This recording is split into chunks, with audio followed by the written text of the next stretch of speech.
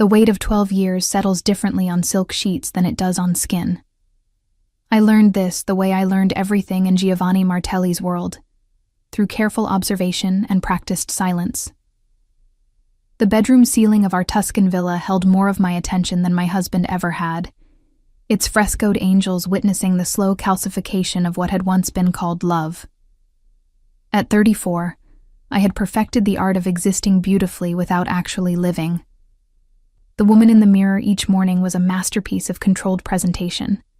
Honey blonde hair arranged in loose waves that cost more to maintain than most people's monthly rent. Skin maintained through treatments I endured rather than enjoyed. Clothing selected not for comfort, but for the image Giovanni required his wife to project. Mrs. Martelli, they called me at charity galas and business dinners. Never Beatrice. That girl had disappeared somewhere between the wedding vows at 22 and the realization, years later, that I had married not a man but a carefully constructed empire that required a decorative centerpiece. The morning light filtered through sheer curtains as I traced the pattern of damask wallpaper with my eyes, counting the repeating motifs the way I counted everything now. Breaths, steps, hours until the next required appearance. Giovanni's side of the bed had been empty when I woke, though the indentation in his pillow suggested he'd slept there at some point during the night.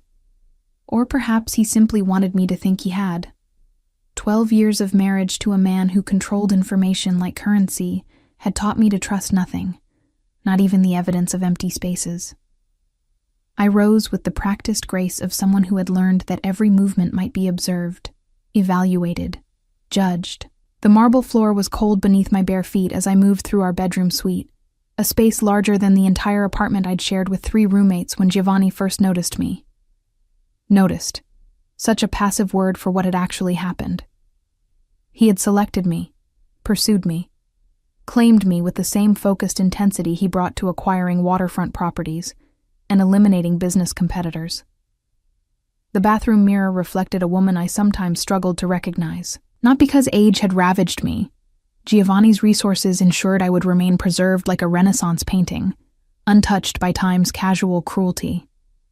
No, the stranger in the mirror was someone else entirely. Someone whose eyes held the particular flatness that comes from years of performing emotion rather than feeling it.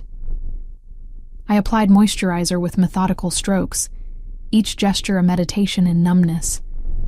The morning routine was sacred in its predictability, skincare that cost more per ounce than gold. Hair styled to appear effortlessly perfect. Clothing selected from a closet that could have housed a small boutique. All of it designed to present the image Giovanni required. Elegant, refined, utterly his. The scent of espresso drifted up from the kitchen as I descended the curved marble staircase, my hand barely grazing the wrought iron railing. Our villa perched on a cliff overlooking the Tyrrhenian Sea, all honey-colored stone and terracotta roofs, a monument to old money and older power. Giovanni had bought it the year we married, though I'd learned not to use the word we when discussing his acquisitions. What was his remained distinctly his. I was simply permitted to exist within it. Hazel was already in the kitchen, her capable hands moving through the familiar choreography of breakfast preparation. She'd been with the household for 8 years, long enough to understand the unspoken rules, the invisible boundaries.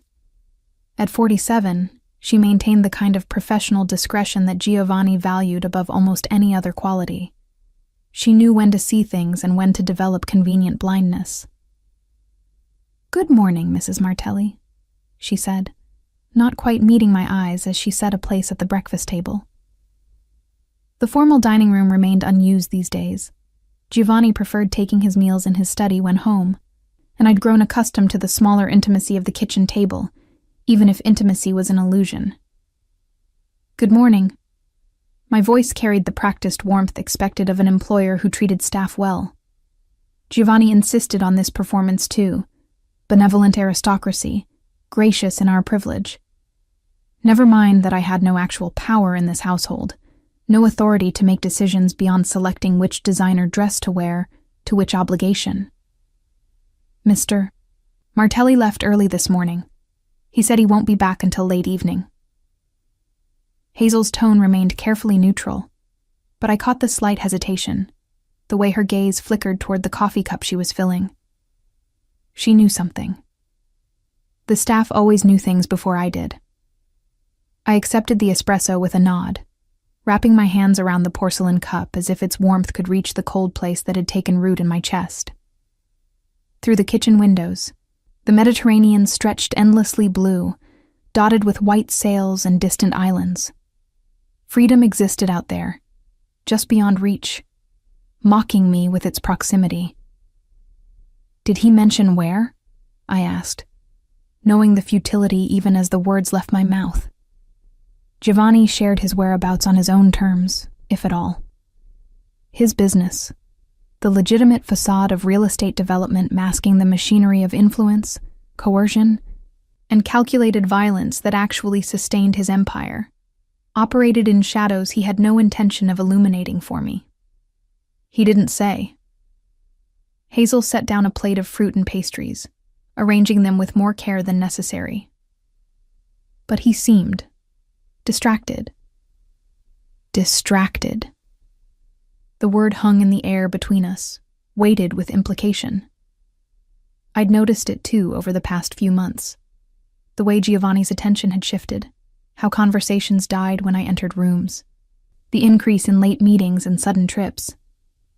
At first, I'd attributed it to business concerns, the usual pressures of maintaining power in a world where competitors circled like sharks, scenting blood in the water. But intuition, that voice I'd learned to suppress, had been whispering a different truth. I sipped the espresso, letting its bitterness coat my tongue. "Thank you, Hazel. I'll take breakfast in the garden." The courtyard garden was my sanctuary, the one space Giovanni had permitted me to shape according to my own preferences. Lavender and rosemary grew in terracotta pots, their scents mixing with the salt air. Climbing jasmine covered the stone walls, white blooms like stars against green foliage. Here, at least, something grew because I willed it to, not because Giovanni had orchestrated it. I settled into the wrought iron chair, the metal still cool from the night, and tried to taste the strawberries Hazel had selected. They were perfect, deep red, impossibly sweet. I could catalog their perfection without actually experiencing it. Everything in my life had become this way: beautiful, expensive, and utterly hollow. My phone rested on the table beside my plate, its screen dark and silent. Once, it had felt like a lifeline to the world beyond these walls. Now it served primarily as a reminder of my isolation. The contacts list contained numbers for caterers, florists, personal shoppers, the infrastructure required to maintain my role. Friends from before the marriage had drifted away over the years, unable to bridge the growing distance between my performed life and their authentic ones. And I'd let them go, too tired from the daily performance to maintain connections that required genuine pieces of myself. The morning stretched ahead with its usual emptiness. A workout with the personal trainer Giovanni had hired. A session with the stylist who maintained my hair. Perhaps a visit to the foundation I nominally chaired, another of Giovanni's carefully constructed proofs of our respectability. Hours to fill with activities that created the illusion of purpose, while changing nothing fundamental about my existence. I was scrolling through my calendar, confirming appointments I didn't care about, when the phone buzzed in my hand. A text from an unknown number. For a moment, I considered ignoring it. Wrong numbers were common enough. But something made me open it. The message contained no words, just a photograph. Giovanni and a woman I'd never seen before, sitting close together at a restaurant I recognized. One of the exclusive places near the coast, the kind that didn't advertise because the right people already knew about it. Her hand rested on his arm, with casual familiarity. His expression held a warmth I hadn't seen directed at me in years. The timestamp on the photo was from last night. My hand shook slightly as I stared at the screen. Not surprise exactly. Some part of me had known, the way you know a storm is coming before the first drops fall. But seeing it rendered explicit, photographed and delivered like evidence in a trial, brought a clarity that felt like ice water in my veins. Another text arrived, then another, more photos spanning weeks, maybe months. Giovanni and this woman, younger than me, dark-haired, beautiful in an entirely different way, at various locations. A hotel entrance, walking along a private beach, his hand at the small of her back in a gesture of possession that mirrored how he'd once touched me. I set the phone down carefully, afraid I might drop it otherwise. The jasmine scent seemed overwhelming suddenly, cloying rather than sweet. The garden walls that had felt like sanctuary now felt like the borders of my cage. 12 years. I'd given 12 years to being Mrs. Giovanni Martelli, to existing as the elegant, obedient shadow of a man who treated love as another form of acquisition. I'd suppressed my own desires, my own voice, my own identity until I wasn't certain what remained beneath the performance. And now, apparently, I was being replaced. Upgraded. Exchanged for a newer model who didn't yet know the price of being chosen by Giovanni Martelli. The rational part of my mind, the part that had learned to survive by being practical, by accepting reality rather than fighting it, whispered that this was inevitable. Men like Giovanni didn't maintain monogamy unless it served their purposes. Power and desire moved in the same channels for them, both requiring constant assertion, constant conquest. I had been naive to expect anything different. But beneath the rational acceptance, something else stirred. Something I thought I'd successfully buried under years of compliance and careful silence. Rage. Not the hot, explosive kind that burned out quickly. This was cold, crystalline fury that clarified rather than clouded. I was angry not because I loved Giovanni. That illusion had died years ago, suffocated under the weight of his control. But because I'd allowed myself to become this, a beautifully maintained possession that could be discarded when it no longer pleased its owner. I picked up the phone again, studying the woman's face in the photographs. She smiled at Giovanni with genuine warmth, unaware that his love was a Venus flytrap, beautiful and lethal. Part of me wanted to warn her, to send her a message outlining exactly what awaited her. The slow erosion of self, the gradual realization that being chosen by Giovanni meant being consumed by him. But I knew she wouldn't believe me. I wouldn't have believed me either, at 20, whatever she was, dazzled by power and attention. The sound of footsteps on the stone path made me look up. Hazel approached with fresh coffee, her expression carefully neutral, but I saw the question in her eyes. She'd noticed my stillness, the way I was staring at nothing. "Mrs. Martelli, is everything all right?" The question was genuine despite its formal delivery.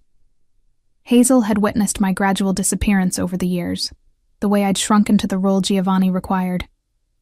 She'd been kind in the small ways the situation permitted, extra care with meals I barely ate, quiet solidarity in her continued presence. "I'm fine," I said automatically, then stopped. What was the point of lying anymore? "Actually, no, I'm not fine." I handed her the phone, watching her face as she scrolled through the images.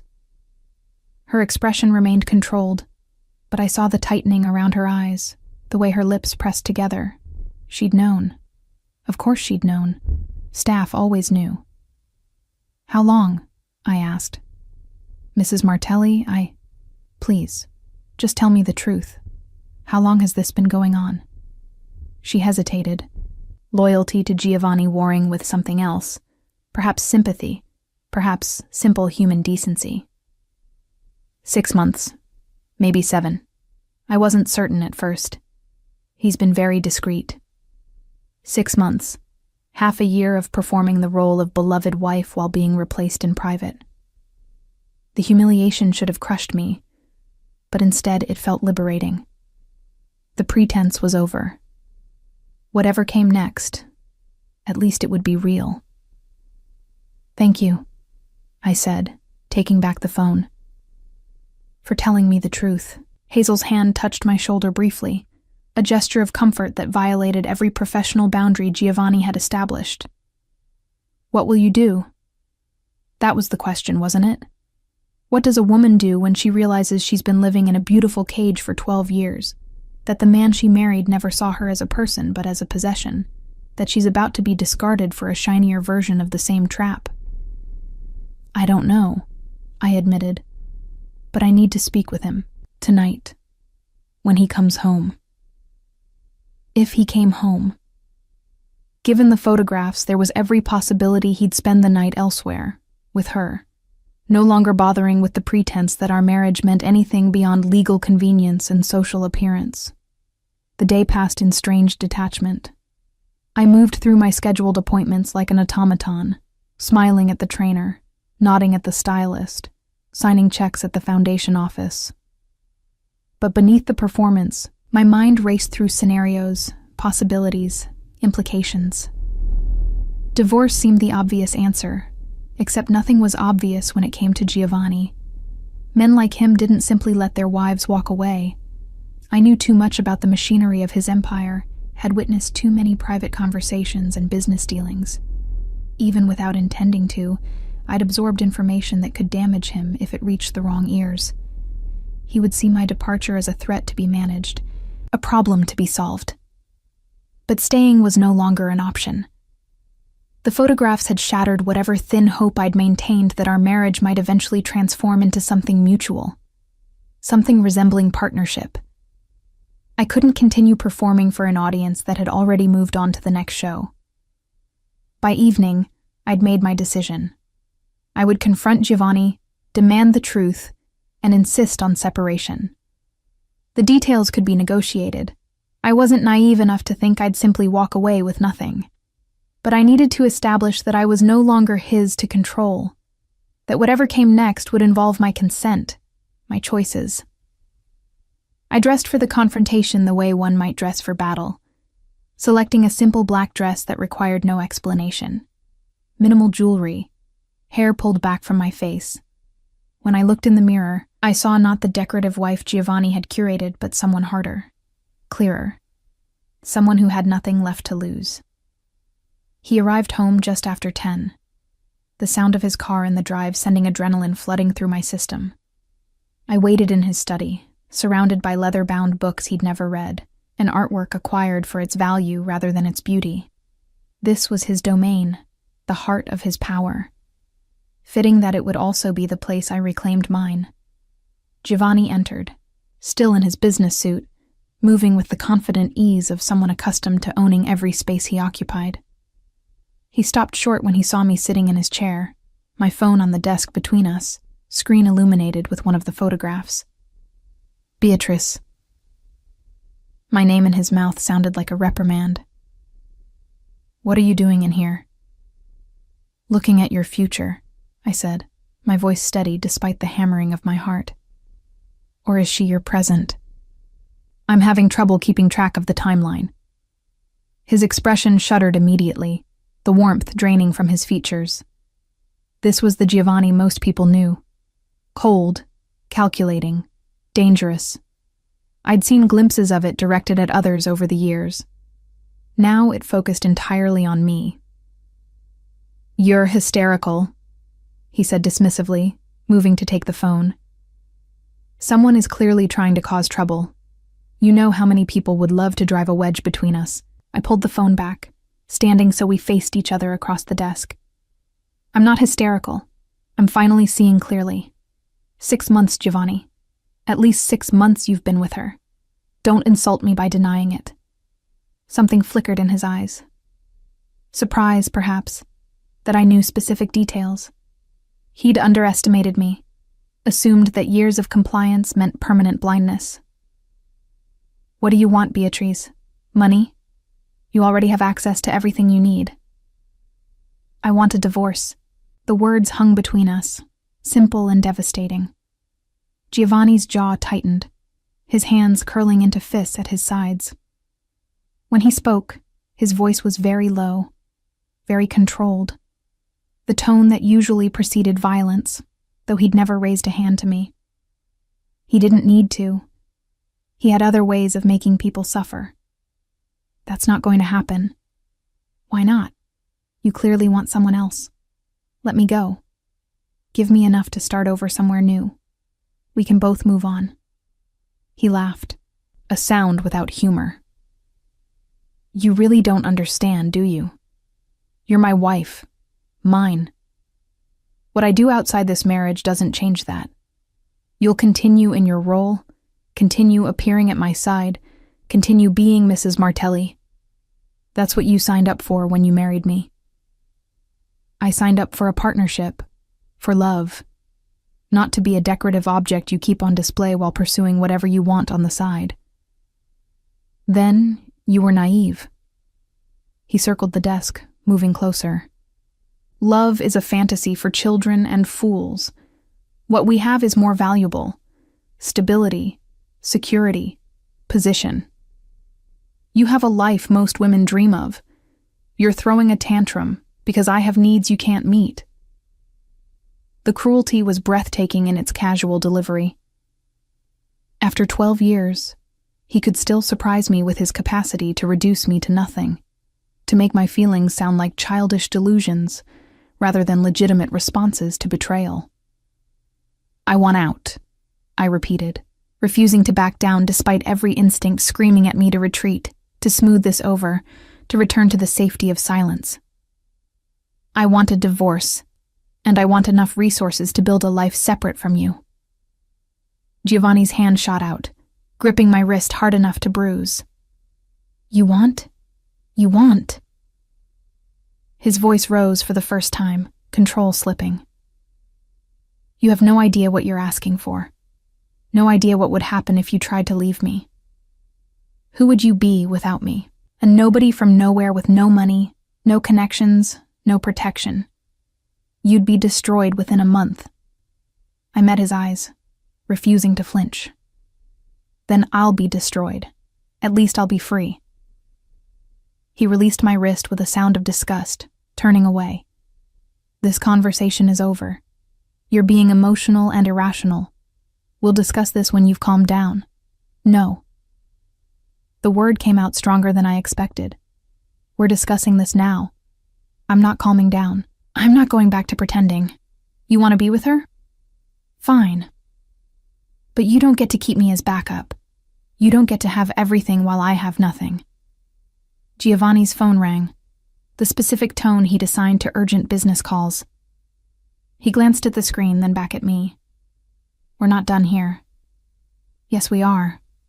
I picked up my phone, holding it like a shield. I'm done, Giovanni, with all of this.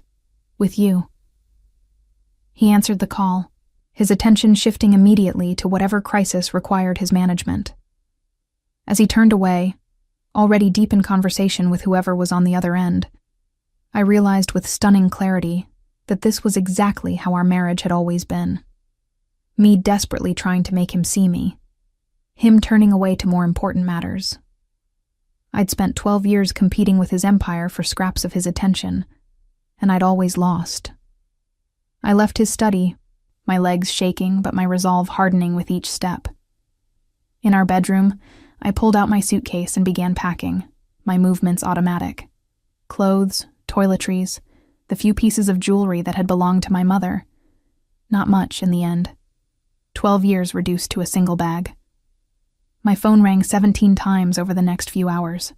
Giovanni, calling from whatever room he'd moved to, probably expecting me to answer, to apologize, to return to my designated place. Each time, I silenced the call.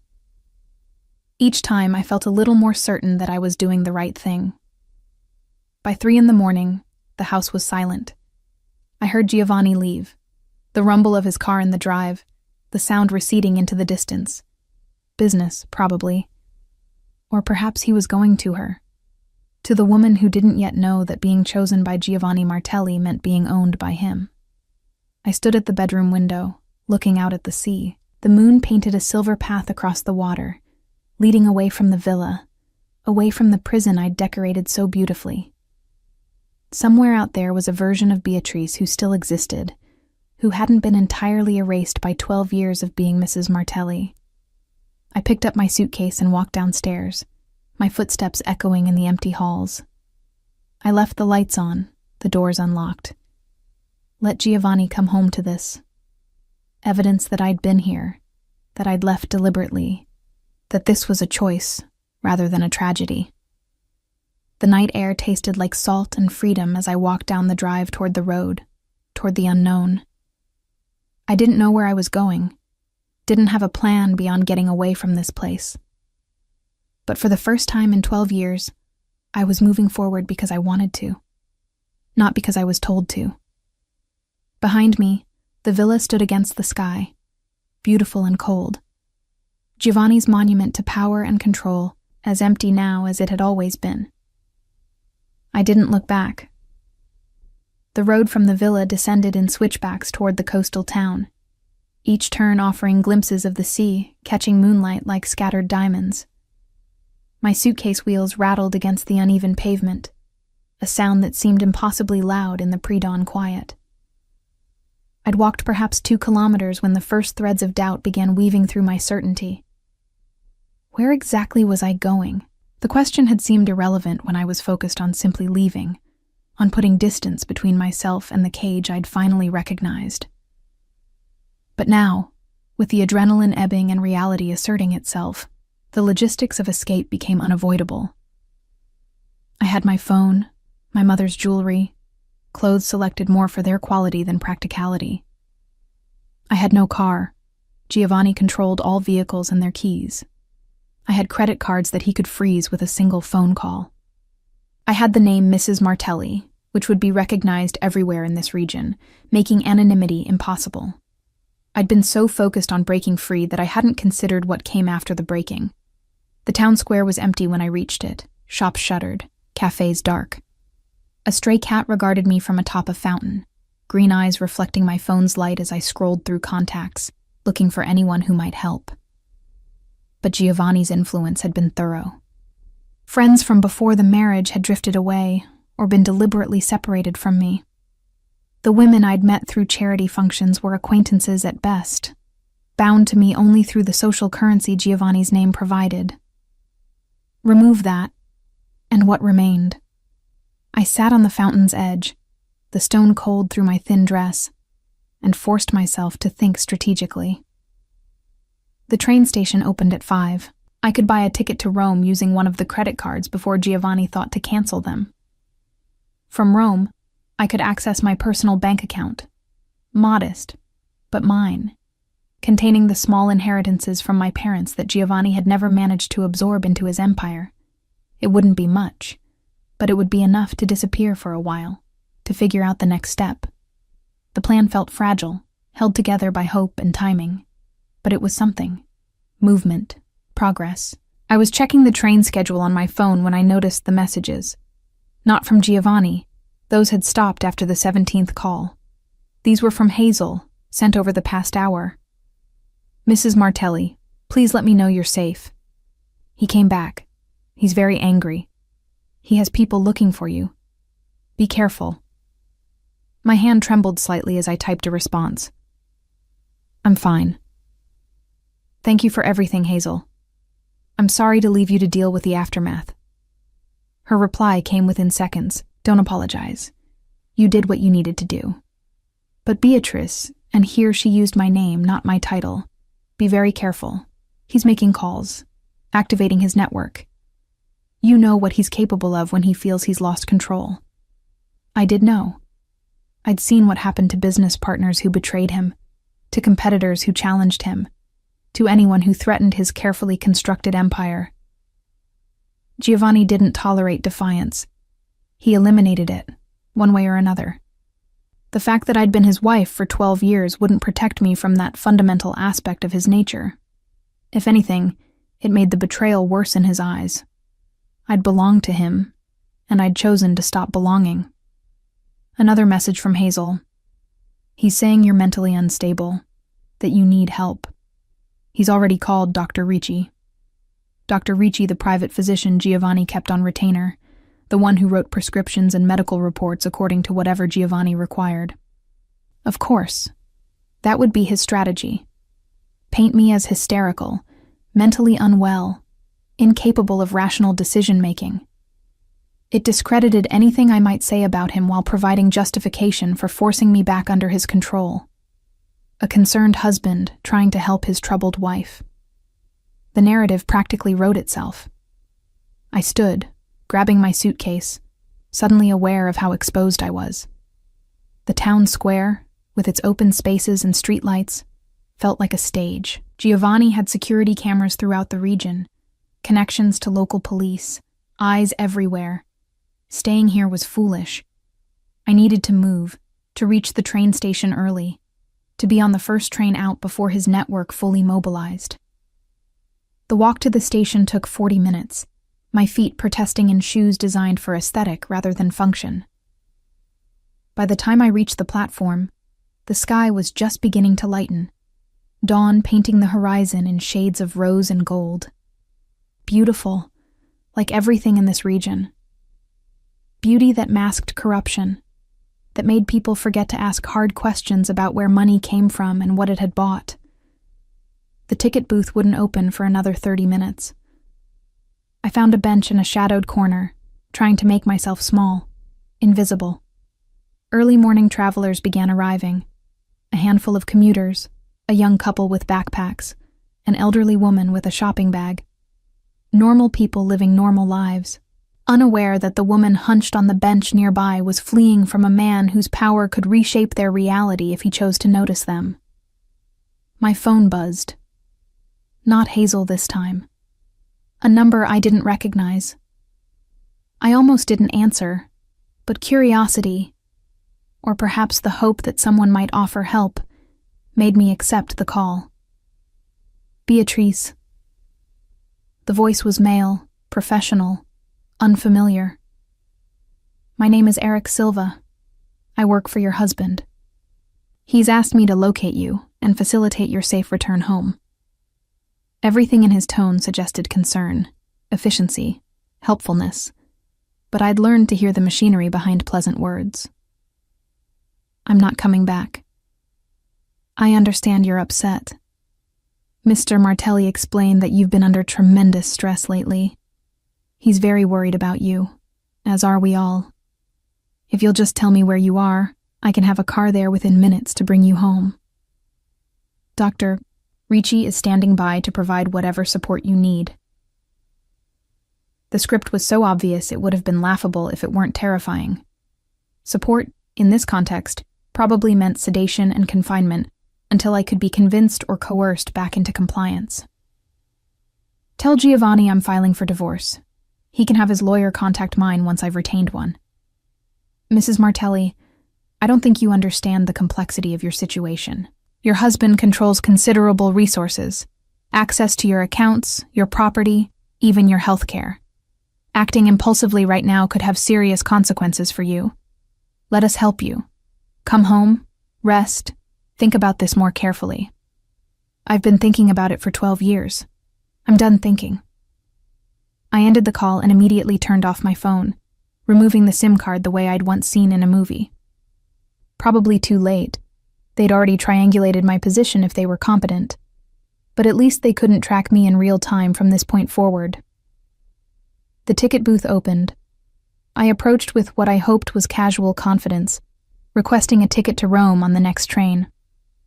The clerk, a middle-aged woman with tired eyes, processed the transaction without particular interest. The credit card went through. I accepted the ticket with hands that wanted to shake but didn't, and returned to my shadowed bench to wait. 20 minutes. The first train departed in 20 minutes. Each second felt like an hour. A black car pulled into the station parking lot. My heart stopped, then resumed at triple speed. But the car disgorged only a businessman with a briefcase, hurrying toward the platform with the focused urgency of someone who traveled this route daily. Not Giovanni's people. Just coincidence. I needed to stop seeing threats everywhere, or I'd fracture before I even made it out of the region. The train appeared on the horizon, its headlight cutting through the morning mist. Relief flooded through me with physical force, making my legs weak. I stood, gripping my suitcase handle, positioning myself to board quickly once the doors opened. The businessman boarded first, then the young couple. I was moving toward the door when I saw him. Not Giovanni. He would never handle this personally. But one of his men, someone I'd seen at the villa during security briefings, during the parties where armed men pretended to be waitstaff. He stood at the far end of the platform, phone to his ear, scanning the crowd. His gaze passed over me once, then returned, recognition crystallizing.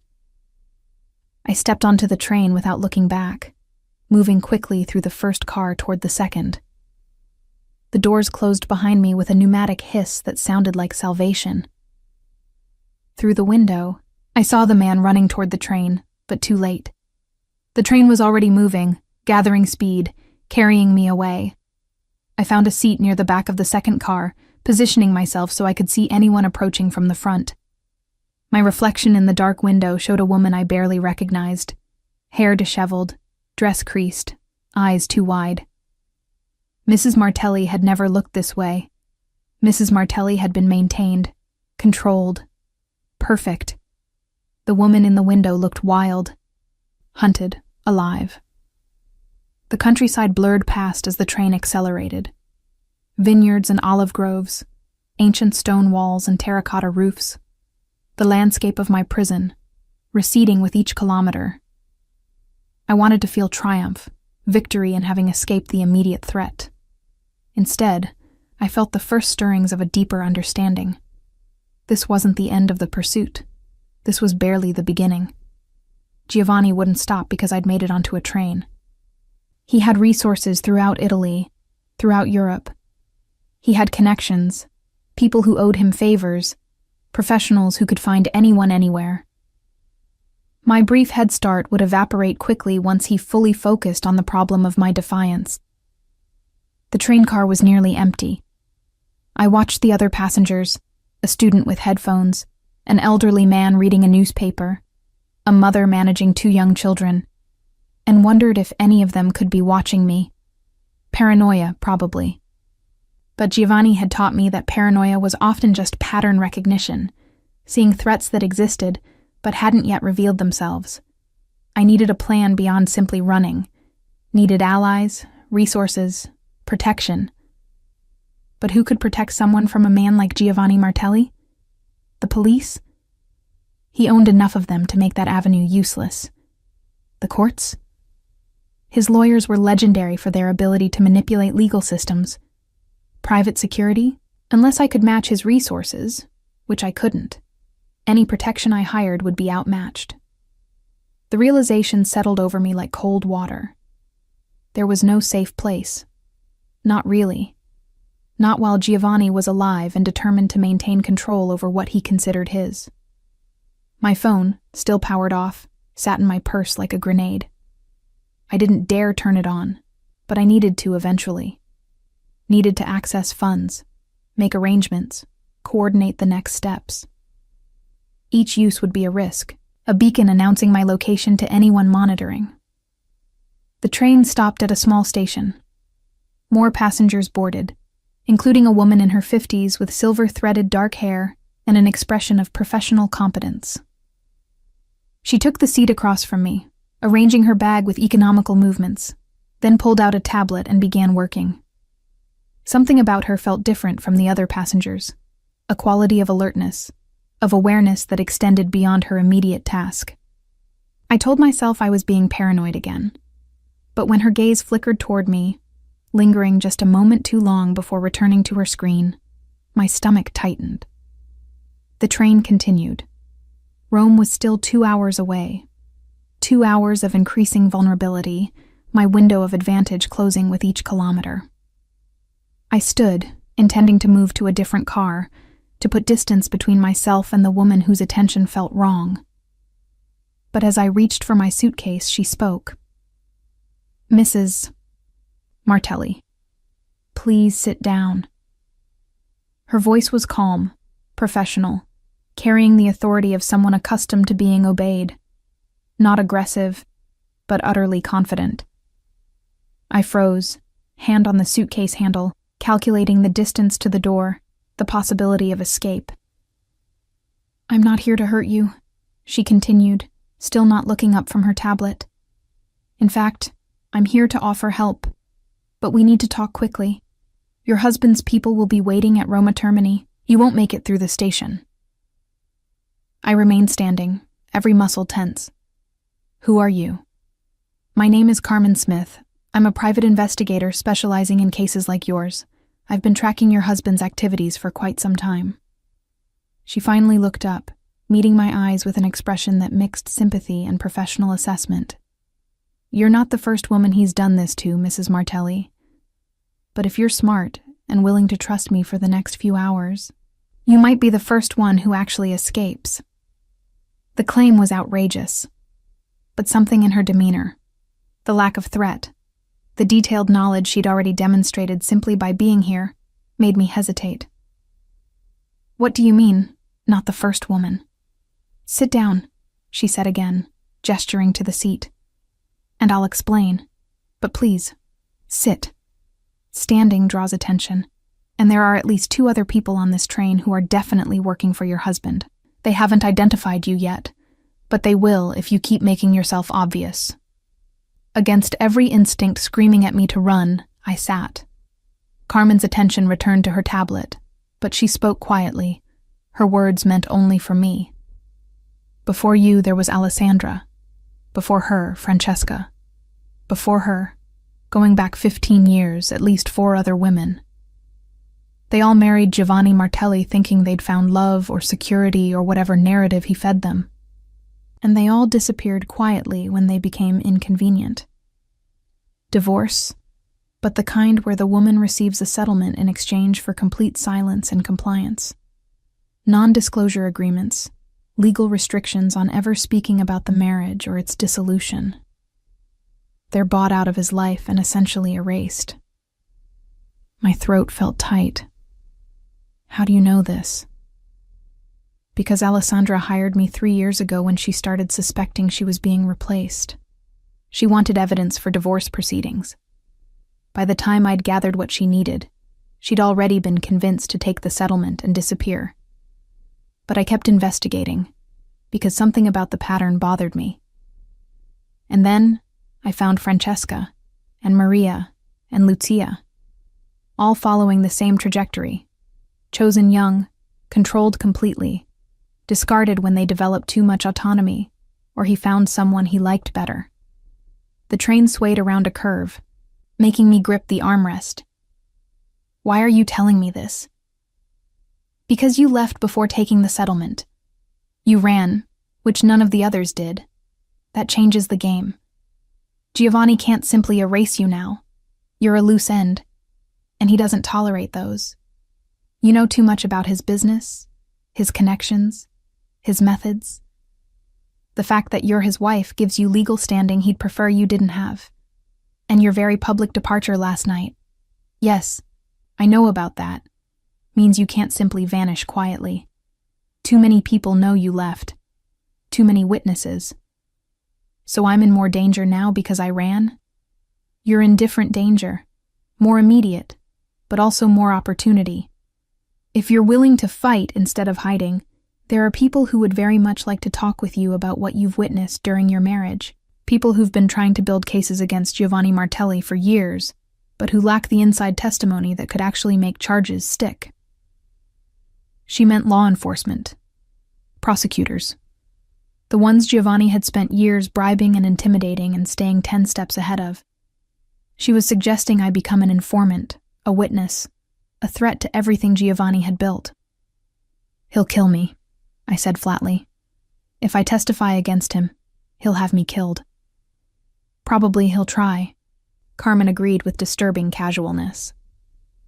"Which is why witness protection exists. New identity, new location, resources to start over completely. It's not perfect, and it's not easy, but it's better than spending the rest of your life looking over your shoulder while trying to survive on whatever savings you've managed to hide." The mother with 2 children moved past us toward the bathroom, her younger child crying about something. Normal life, continuing obliviously. I envied them with sudden fierce intensity, the simplicity of their concerns, the absence of men like Giovanni from their reality. "Why should I trust you?" I asked Carmen. "For all I know, you work for him. This whole thing could be a setup." "It could be," she acknowledged, "but it's not. Here's what I can prove." She turned her tablet toward me, showing a photograph of Giovanni with a woman I didn't recognize. "This is Francesca Greco, his third wife, photographed 3 months before she disappeared from public life. Notice anything familiar?" The restaurant was the same one from the photos sent to my phone. The intimacy of Giovanni's posture was identical, history repeating itself with different actors. And here, another photo, this time showing multiple women's faces in a grid. These are all the women I've identified who were involved with Giovanni Martelli and subsequently vanished from their previous lives. Some took settlements, some just disappeared. I've spent 3 years documenting this pattern because eventually, someone was going to be smart enough or desperate enough to fight back. You're that person, Mrs. Martelli. The question is whether you're brave enough to finish what you started when you walked out last night. The train began slowing for another station. Carmen checked her watch, then looked at me directly. "In 10 minutes, we arrive at Civitavecchia. Your husband has people at Roma Termini, but he can't cover every small station between here and there. If you get off with me, I can have you somewhere safe within an hour, meeting with prosecutors who've been building a case against him for 18 months. They need your testimony. They need someone who's been inside his operation, who can connect financial records to actual criminal activities, who can put faces to names and names to crimes. And if I don't, if I stay on the train, then you'll be intercepted at Roma Termini. You'll be taken somewhere, probably back to the villa, possibly to a private hospital where Dr. Ricci can officially declare you mentally unfit. And this chance, this window where you actually have options, will close. Giovanni will control the narrative completely, and you'll be exactly where you were 12 hours ago, except now he'll be watching you much more carefully. The train was definitely slowing. Through the window, I could see the Civitavecchia station approaching. Decision time. Trust this woman I'd never met who knew far too much about my life, or continue alone toward a destination I now knew was compromised. Neither option felt safe, but one at least offered the possibility of fighting back, of doing more than simply running until I was caught. "Okay," I said, surprising myself. "I'll go with you." Carmen's expression didn't change, but something in her posture relaxed slightly. "Good. When we exit, walk normally. Don't run. Don't look around frantically. We're just 2 women getting off at their stop. My car's in the parking lot. Blue Fiat, 3rd row. We'll be in motion before anyone on this train can make a phone call." The train stopped. We stood, gathered our bags, moved toward the door with the casual, unhurried motion of people who'd taken this route 100 times before. My heart hammered against my ribs, but externally, I maintained the calm facade that 12 years as Mrs. Martelli had trained into me. The platform was nearly empty. Early morning, midweek, small station. We walked past the ticket booth, past the waiting room, into the parking lot where the blue Fiat waited exactly where Carmen had described. She opened the doors, and I slid into the passenger seat, pulling my suitcase onto my lap because there was no time to load it properly. Carmen started the engine, backed out of the space, navigated toward the exit with practiced ease. Only when we were on the main road, the station receding behind us, did I allow myself to believe we'd actually made it off the train without incident. "Where are we going?" I asked. "Safe house outside Tarquinia. About 30 minutes from here. The prosecutors I mentioned are already there, waiting. They'll explain everything. What they have, what they need, what protection they can offer." Carmen glanced at me briefly before returning her attention to the road. "And Mrs. Martelli? You should know that once you start talking, once you officially agree to cooperate, there's no going back. Giovanni will know you've become a threat. Whatever restraint he might have shown before, that will disappear. He already wants me back under his control. How much worse can it get? Carmen's smile was grim. You'd be surprised, but for what it's worth, I think you're making the right choice. Sometimes the only way out is through, even when through looks like fire. We drove in silence for several minutes, the morning sun climbing higher, burning off the coastal mist. I watched the landscape pass, ancient ruins scattered across fields, modern buildings mixed with structures centuries old. Italy was like that, past and present layered together, impossible to separate. My phone, still powered off, felt like a bomb in my purse. Giovanni would be desperate to contact me by now, to regain control of the narrative. He'd be making calls, activating networks, applying pressure to every point where I might appear. The man who'd been my husband for 12 years, who'd claimed to love me in his way, would now devote all his considerable resources to forcing me back into the cage I'd escaped. The irony wasn't lost on me. For 12 years I'd wanted Giovanni to focus on me, to see me as more than an acquisition or an accessory. Now I finally had his full attention, and it was the most dangerous thing that had ever happened to me. We turned off the main road onto a smaller track leading toward a farmhouse set back from the highway, partially hidden by olive trees. Security cameras were visible on the corners of the building. A black car sat in the drive. That's the prosecutor's vehicle, Carmen said. They're already here. Are you ready? Was I ready to betray everything Giovanni had built? To become the evidence that might finally bring down his empire? To transform from decorative wife to dangerous witness?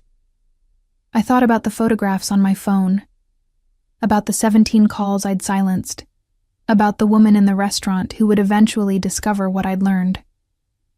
I thought about 12 years of existing without living, of being beautiful and empty and utterly controlled. Yes, I said. I'm ready. Carmen parked the car, and together we walked toward the farmhouse door, toward whatever came next. Behind us, somewhere in the distance, Giovanni was mobilizing his empire to find me. But ahead, for the first time in 12 years, was the possibility of something more than survival.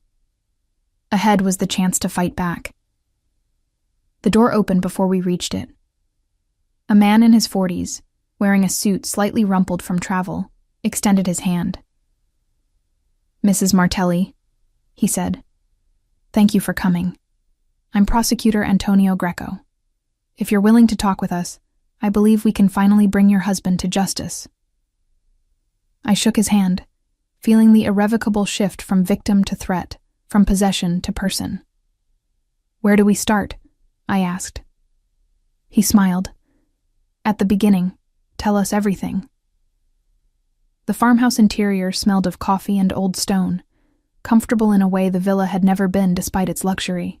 Prosecutor Greco led me to a wooden table where another man sat with a laptop and recording equipment. Carmen disappeared into what looked like a kitchen, returning with espresso in mismatched cups. This is investigator Paolo Monti, Greco said, gesturing to his colleague. We've been building a case against your husband for 18 months. We have financial records, surveillance transcripts, testimony from several of his associates who've agreed to cooperate. But what we're missing is someone who can connect the documents to actual events, who can verify that specific transactions corresponded to specific criminal activities. I wrapped my hands around the espresso cup, its warmth grounding me. I don't know much about his business operations. He kept me separate from that world. But you observed things, Monty said, his voice gentle. You attended dinners, met his associates, overheard conversations. You lived in the heart of his empire for 12 years. Trust me, you know more than you think. Greco opened a folder, spreading photographs across the table. Men's faces, some I recognized, many I didn't. Let's start simple. Can you identify which of these people visited your home over the past few years? I leaned forward, studying the images. Him, I said, pointing to a silver-haired man with cold eyes. He came to dinner about 6 months ago. Giovanni called him Luca. They talked in the study for several hours after we ate. Luca Marino, Greco confirmed, making a note. Regional coordinator for Martelli's money laundering operations. What was the date, if you remember? I closed my eyes, reconstructing the evening. October 14th. I remember because it was my birthday, though no one mentioned it. They served ossobuco because Giovanni wanted to impress his guest. And you heard nothing of their conversation? Giovanni always sent me away when he discussed business. But I remember Luca was agitated when they came out. He kept saying something about containers and timing issues. And Giovanni was angry, though he hid it well. I saw it in how tightly he held his wine glass. This was how we worked for the next 3 hours, Greco and Monty showing me photographs, documents, timelines, and me filling in details that seemed insignificant in isolation, but apparently formed patterns when combined with what they already knew. Names matched to faces, dates confirmed or corrected, conversations remembered in fragments. I hadn't realized how much I'd observed over 12 years of careful invisibility. All those dinners where I'd been decorative but effectively dismissed. All those business associates who'd spoken freely around me because Giovanni's wives were trained not to listen, not to question. I'd been absorbing information without realizing it, building an archive of evidence in my memory. This is extraordinary, Greco said after we'd been working for hours. Mrs. Martelli, what you're providing corroborates financial transactions we could only speculate about. With your testimony, we can actually prove where money came from, where it went, who was involved. Will it be enough, I asked, to actually arrest him? To make charges stick? The prosecutors exchanged glances. With what we have now, plus your testimony, yes. We can bring charges for money laundering, tax evasion, possibly racketeering. The evidence is substantial. But Greco hesitated. I need to be honest with you about what testifying means. Your husband has excellent lawyers. A trial could take years. During that time, you'll be in witness protection, but he'll be free on bail, able to use all his resources to pressure you to recant or simply disappear. And if we lose, if he's acquitted, you'll have made an enemy of a very dangerous man while losing the legal protection that kept you relatively safe. Relatively safe, I repeated. I was never safe. I was controlled. There's a difference. I understand. I just need you to understand the risks before you commit fully to cooperation. I looked at the photographs still scattered across the table. All those men who comprised Giovanni's empire. Then I pulled out my phone, powered it on briefly to download the images that had started all this. Giovanni with Melissa. Giovanni replacing me while pretending our marriage still mattered. He's been systematically erasing women for 15 years, I said, showing them the photograph Carmen had shared on the train. I'm just the latest one. If I don't stop him, there will be more. Women who trust him, who think they're entering a marriage when they're really entering a cage. Someone has to break the pattern. Monty's expression softened. Then we'll do everything we can to protect you while we build the strongest case possible. Carmen appeared in the doorway. I hate to interrupt, but we have a situation. Someone accessed Mrs. Martelli's phone location before she powered down. They know she was in Civitavecchia 2 hours ago. Giovanni's people are expanding their search radius. How long do we have? Greco asked. Impossible to say. Could be hours, could be minutes. This safe house is secure, but the longer we stay, the greater the risk. I stood, suddenly aware of how exposed we all were. My escape had seemed dramatic at the time, walking away from the villa, buying a train ticket, believing motion equaled progress. But Giovanni's network was closing around us, narrowing possibilities with each passing hour. Where can I go that his influence doesn't reach? I asked, already knowing the answer. Nowhere in Italy, Greco admitted. His connections are too extensive here. But we have arrangements with witness protection programs in other EU countries. Once we formally enter you into protection, we can move you somewhere outside his usual operational sphere. Northern Europe, probably. Scandinavia. I've never been to Scandinavia. Don't speak the languages. You'll learn, and you won't be completely alone. There are support systems, resources. It's not ideal, but it's survival. Survival. For 12 years, I'd been surviving. Existing, really, in a state of suspended animation. Now I was being offered actual survival, the difficult kind that required active participation rather than passive endurance. How quickly can we move? I asked. There are processes, paperwork. Normally it takes days to properly arrange witness protection. But given the immediate threat... Greco pulled out his phone, stepping away to make a call. Carmen touched my elbow, guiding me toward the window where we could watch the driveway. "You're doing the right thing," she said quietly. "I know it doesn't feel like it now.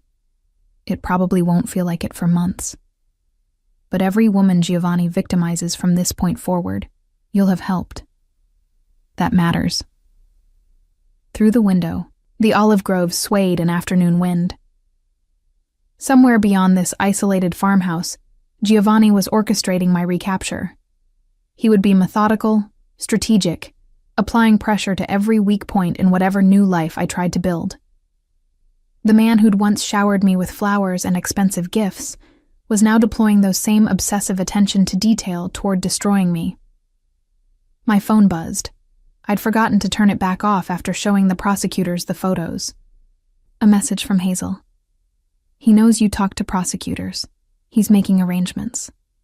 Please be careful." I showed Carmen the message. How could he possibly know that already? He has people everywhere. Police, government officials, probably some prosecutors' offices. Someone saw something, made a call. Or he's simply assuming the worst and acting accordingly. What kind of arrangements? Carmen's expression was grim. Nothing good. When men like Giovanni feel they're losing control, they become unpredictable. Dangerous in ways they usually aren't because they're too calculating. Right now, he's not calculating. He's reacting. Greco returned, his face set. "We have a problem. There's been a complication with the witness protection request. It's going to take at least 48 hours to process properly, and we don't have that kind of time. We need to move you now, but to where is the question?" "I know a place," Carmen said suddenly. "Off the books, not connected to any official channels. It's not perfect, but it'll buy us time." "Where?" I asked. "An old lighthouse on the coast north of here. Abandoned officially, but I maintain it as an emergency sanctuary for exactly these situations. Remote, defensible, no paper trail leading to it. We can get you there by boat, avoiding roads entirely." Greco looked skeptical. "An abandoned lighthouse? That's your solution? Better than anywhere Giovanni's people will think to look. They'll be watching train stations, bus terminals, airports, hotels. They'll be assuming she'll try to flee the region or hide in a city. The last place they'll search is a supposedly abandoned structure in a remote coastal location. How long can she stay there?" "Long enough for you to finish the witness protection paperwork. 3 days, maybe 4. There's food, water, basic supplies. It's not comfortable, but it's survivable." I looked between them. Carmen's determined confidence, Greco's concerned calculation. Neither option was good, but one at least existed outside the systems Giovanni had spent years infiltrating. "I'll go to the lighthouse," I decided. If it buys time for the legal protection to be arranged properly, it's worth the isolation. Greco nodded reluctantly. "All right, but we continue working on the official channels. And Mrs. Martelli, take this." He handed me a phone different from my own. "Secure line. It can't be tracked or monitored. You can reach me, Monty, or Carmen through programmed numbers. Don't use it except for emergencies. But if you need help, we'll know immediately." I took the phone. this new lifeline to a world I'd never imagined being part of. Prosecutors and investigators and safe houses and witness protection. This morning I'd been a trophy wife contemplating divorce. By afternoon, I'd become a state witness hiding from a criminal empire. "We need to move now," Carmen said. "Every minute we delay increases the risk." We gathered quickly. My suitcase, some additional supplies Monty pulled from a storage closet, bottles of water. The prosecutors would stay behind to continue their work. Carmen and I would drive to a small marina where she had a boat waiting. As we prepared to leave, Greco caught my arm. "Mrs. Martelli, Beatrice, what you're doing requires tremendous courage. I want you to know that. Many people talk about wanting justice, but few are willing to pay the price it demands. Thank you." I didn't feel courageous. I felt terrified and improvising and desperately hoping I wouldn't be dead within a week, but I nodded, accepting his words because he needed to give them even if I couldn't fully receive them. Carmen drove fast but carefully, taking back roads I didn't recognize, checking her mirrors constantly. "If we're being followed, I'll know," she said. "I've done this enough times to recognize the signs." "How many women have you helped escape dangerous marriages?" "You'd be surprised. Or maybe you wouldn't. There's an entire infrastructure for this. Safe houses, emergency transport, lawyers who specialize in protective orders. Most women don't need witness protection, just a clean break and legal barriers. But every few years, someone like you comes along. Someone married to the kind of man who doesn't accept loss. Those cases are more complicated." "Do they usually survive?" I asked, then immediately regretted the question. Carmen's pause before answering told me everything. "Define survive. Do they live?" "Usually if they're smart and careful." "Do they ever stop looking over their shoulders?" "Rarely." We reached the marina, if it could even be called that. More like a collection of weathered docks with small boats bobbing in gentle waves. Carmen led me to a modest speedboat with a covered cabin, helping me aboard before untying the moorings. The engine roared to life, and we pulled away from the dock, heading north along the coastline. The sun was lowering toward the horizon now, painting the water in shades of amber and rose. Beautiful, like everything in this country. Beauty that existed independent of human suffering, indifferent to the dramas playing out beneath its aesthetic perfection. "The lighthouse is about an hour up the coast," Carmen shouted over the engine noise.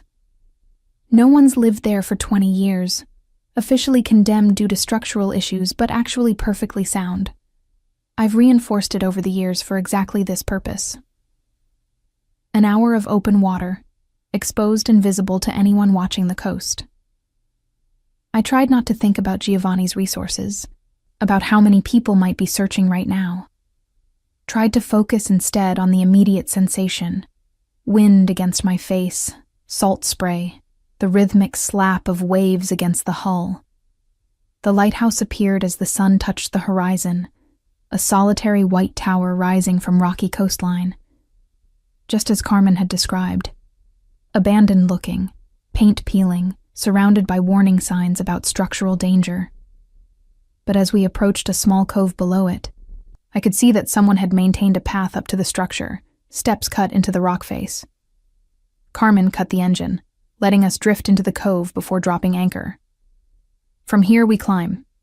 Can you manage your suitcase?" I looked at the path, steep and precarious.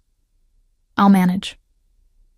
We secured the boat and began ascending, Carmen moving with practiced confidence while I struggled behind her, my dress and inappropriate shoes making every step treacherous. By the time we reached the lighthouse entrance, I was breathing hard, and my hands were scraped from grabbing at rocks for balance. Carmen unlocked a heavy door, new hardware despite the aged appearance, and led me inside. The lower level had been converted into living quarters.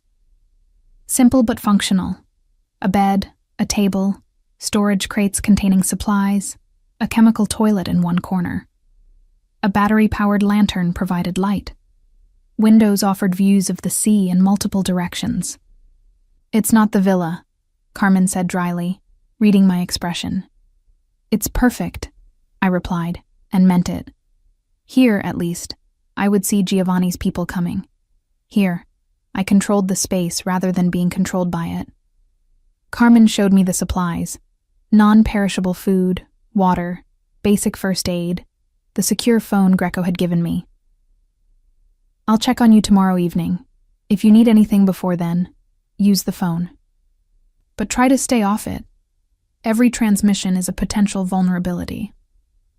After she left, descending back to her boat and disappearing into the gathering dusk, I stood at the window watching the sea turn from copper to silver as the sun fully set.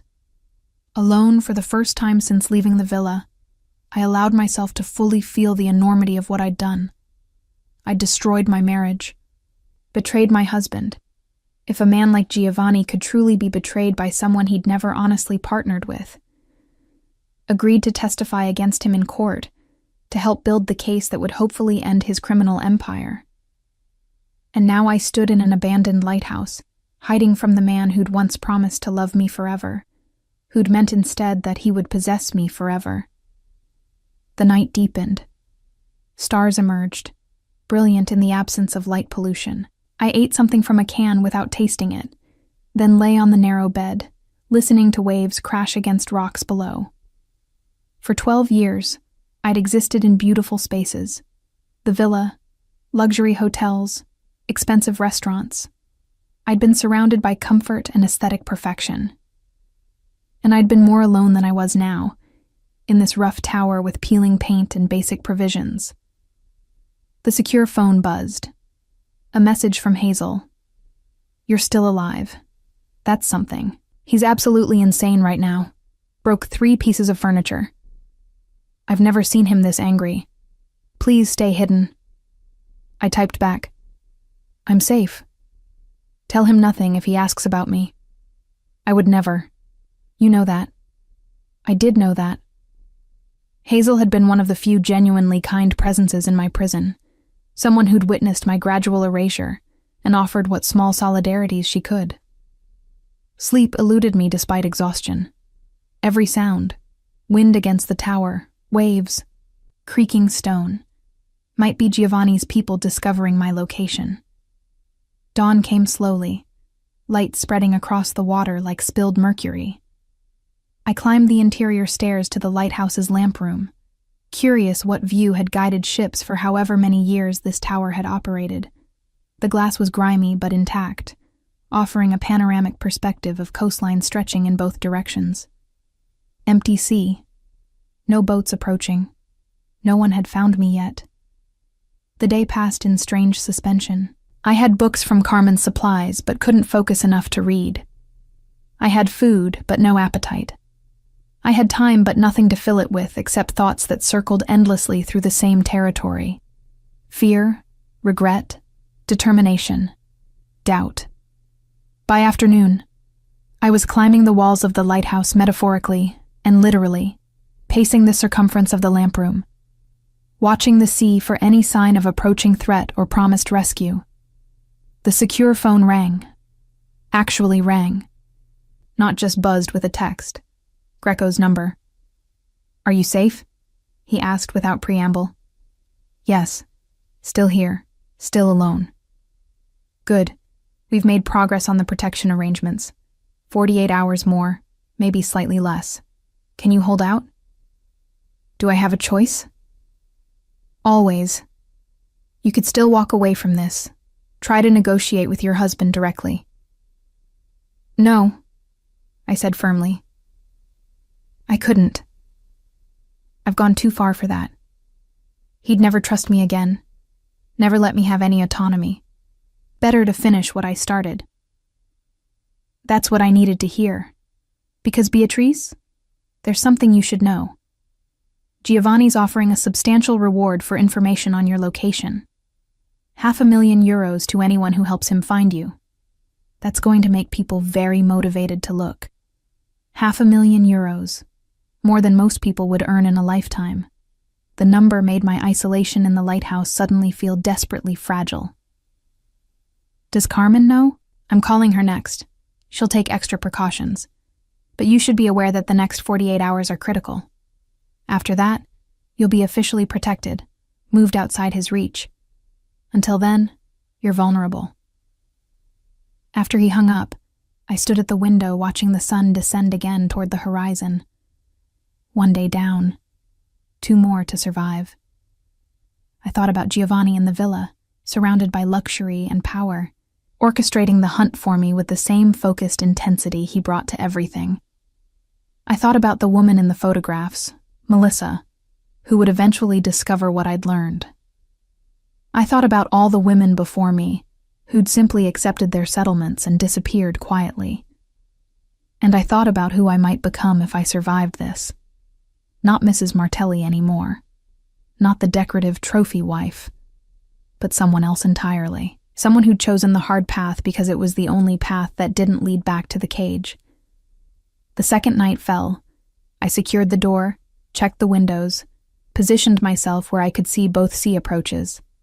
The secure phone stayed in my pocket, Carmen's promise of tomorrow's check-in my only connection to the world beyond this tower. I was alone.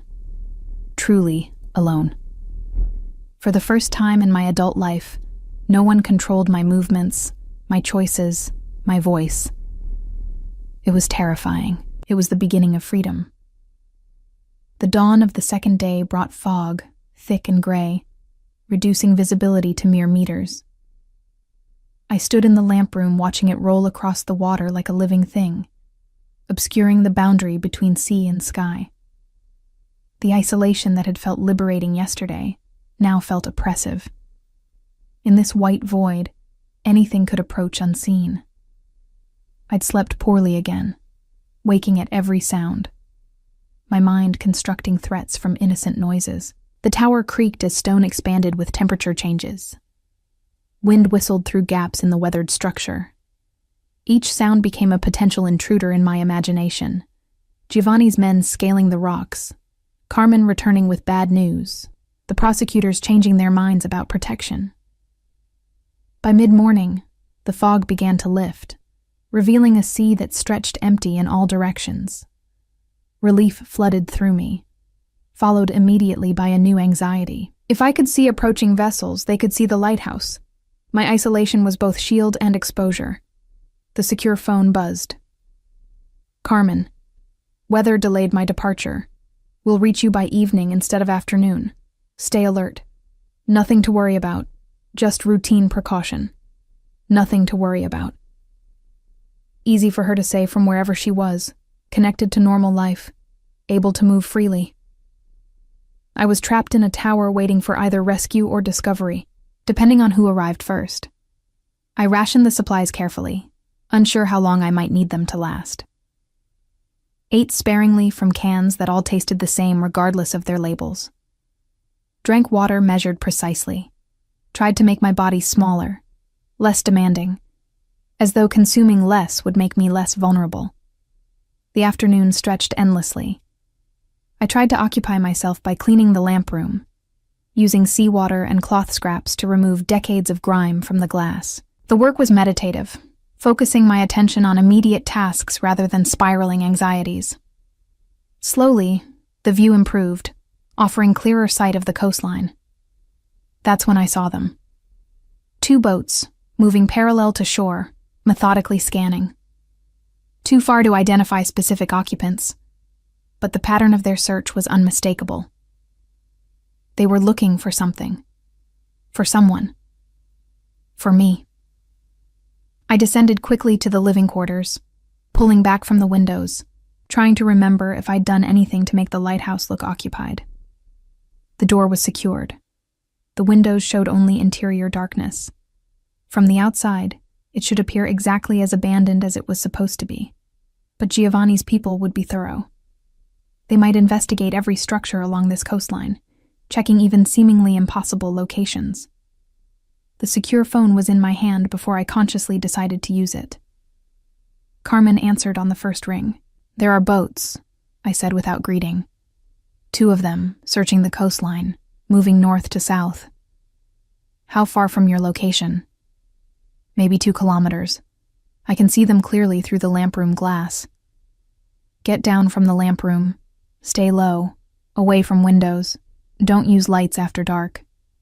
I'm leaving now, but I'm at least 90 minutes away. You need to stay invisible until I arrive.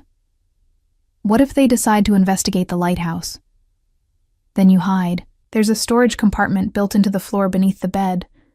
I showed you yesterday, remember? It's small, but you'll fit.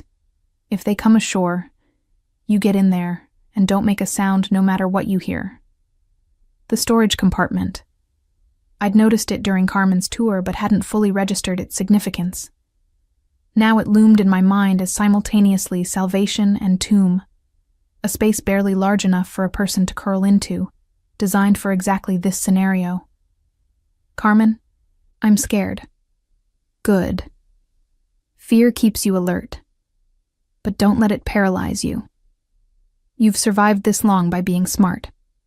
Keep being smart for 90 more minutes. After she disconnected, I stood frozen, mind racing through options. The boats were still distant, their search pattern methodical, but not yet focused on this specific section of coast. They might pass by without stopping, or they might investigate every potentially useful landmark. I moved the bed, revealing the storage compartment beneath. The space was perhaps 1 meter square and half a meter deep, large enough to hold a person in fetal position, small enough to be nearly undetectable. Carmen had provisioned it with a bottle of water and a flashlight, though using light while hiding would defeat the purpose. If I went into that space, I would be blind and deaf to what happened above me, vulnerable to being discovered while unable to defend myself or escape. But the alternative, being visible when Giovanni's people arrived, was infinitely worse. I returned to the window, watching the boat's progress. They'd covered perhaps 1/3 of the distance, moving slowly.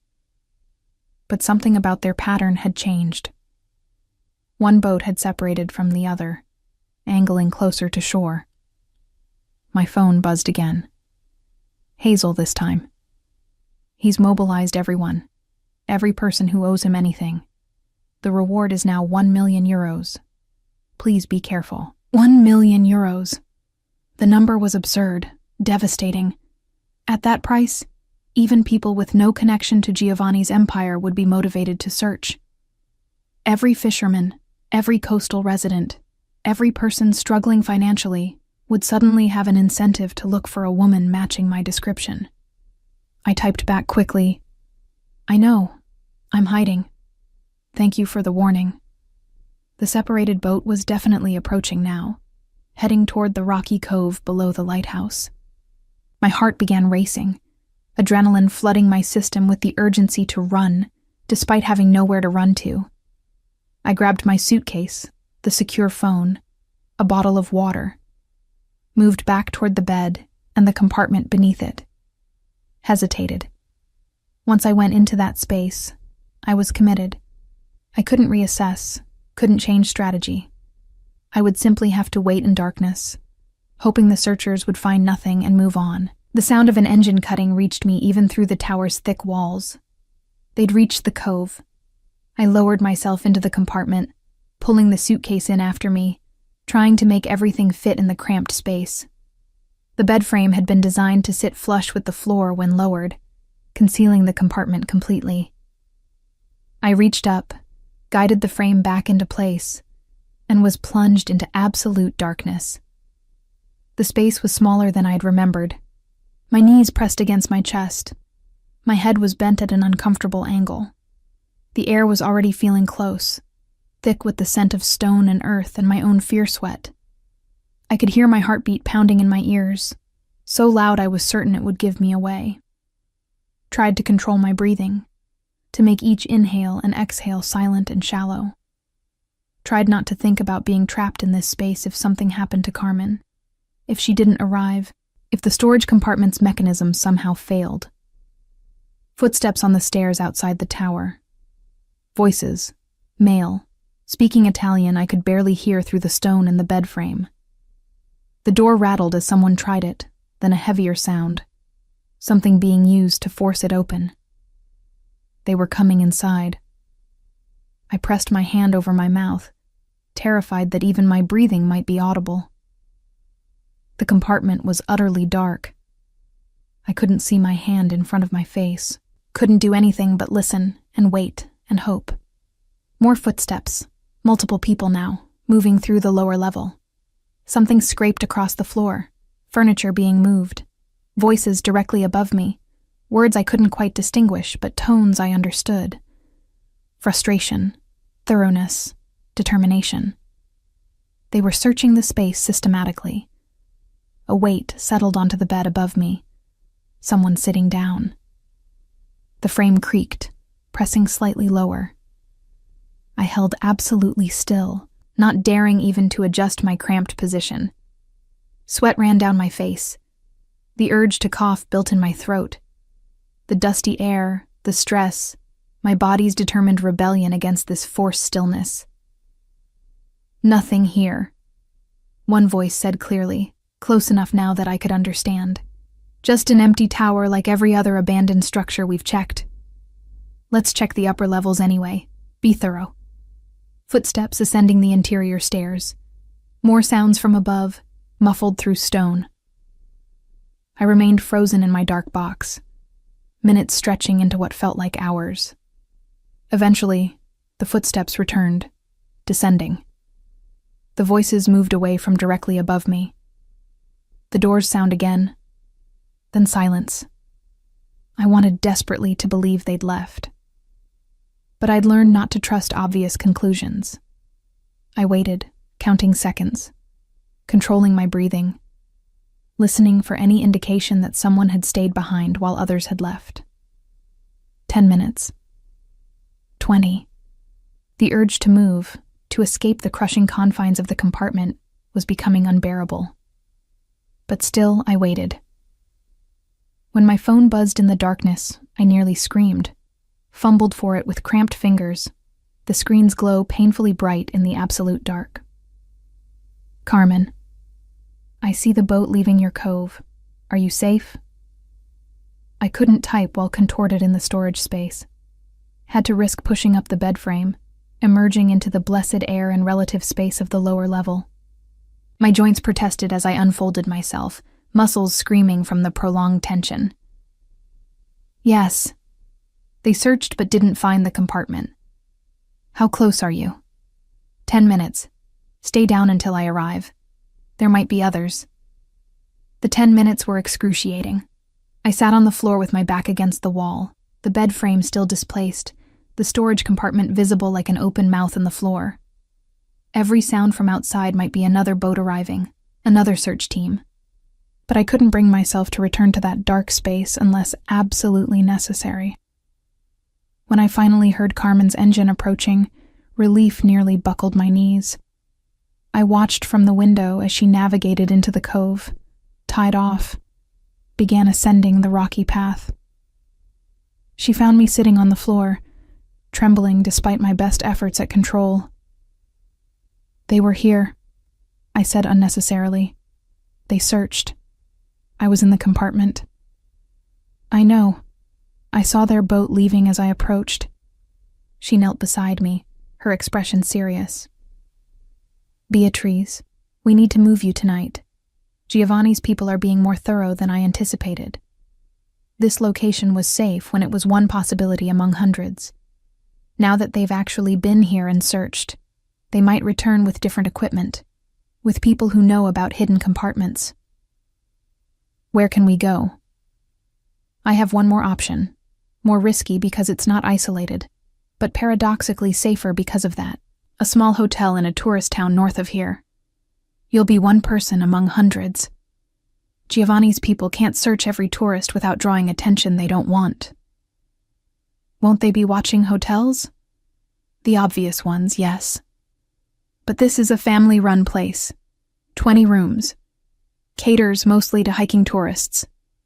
You'll be registered under a false name, paying cash. As long as you stay in your room and avoid attracting notice, you should be invisible. It was another roll of the dice, another risk. But staying in the lighthouse after it had been searched felt infinitely more dangerous.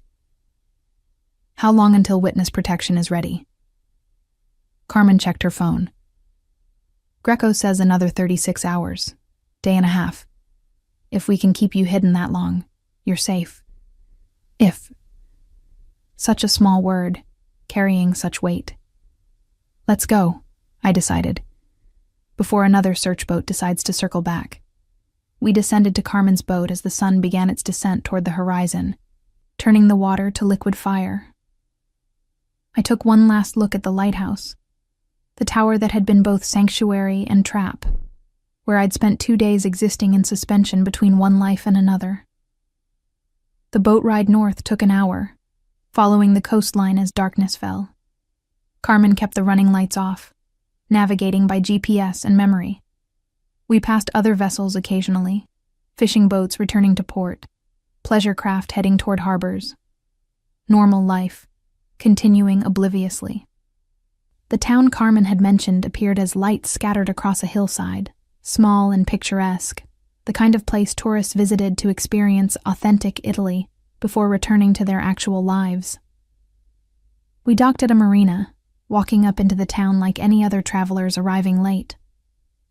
The hotel was exactly as Carmen had described, family-owned, modest, tucked onto a side street away from the main plaza.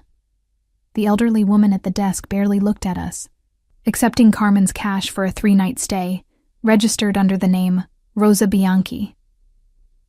The room was small but clean, with a window overlooking a courtyard. Nothing like the villa's luxury, but it had something the villa never had, a lock I controlled. "I'll be in the next town over," Carmen said, handing me yet another phone.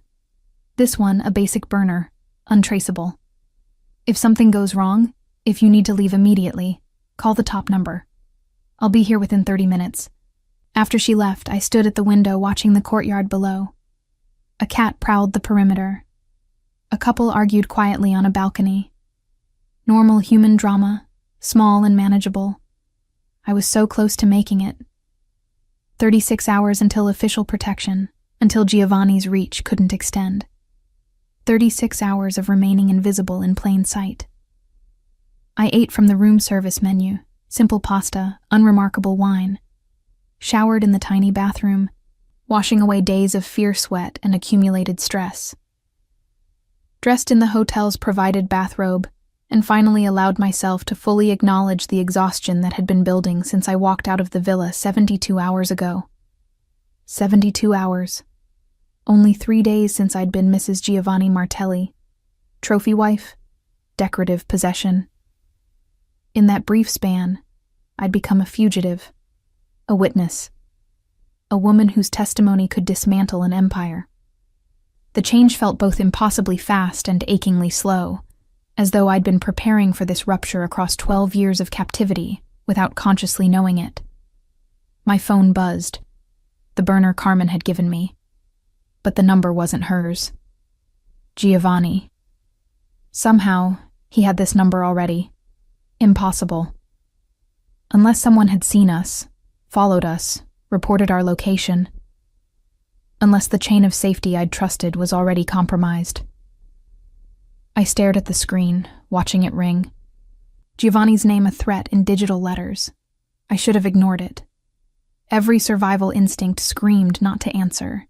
But 12 years of training, of answering when Giovanni called, of compliance and performed obedience, made my thumb accept the call before conscious thought could stop it.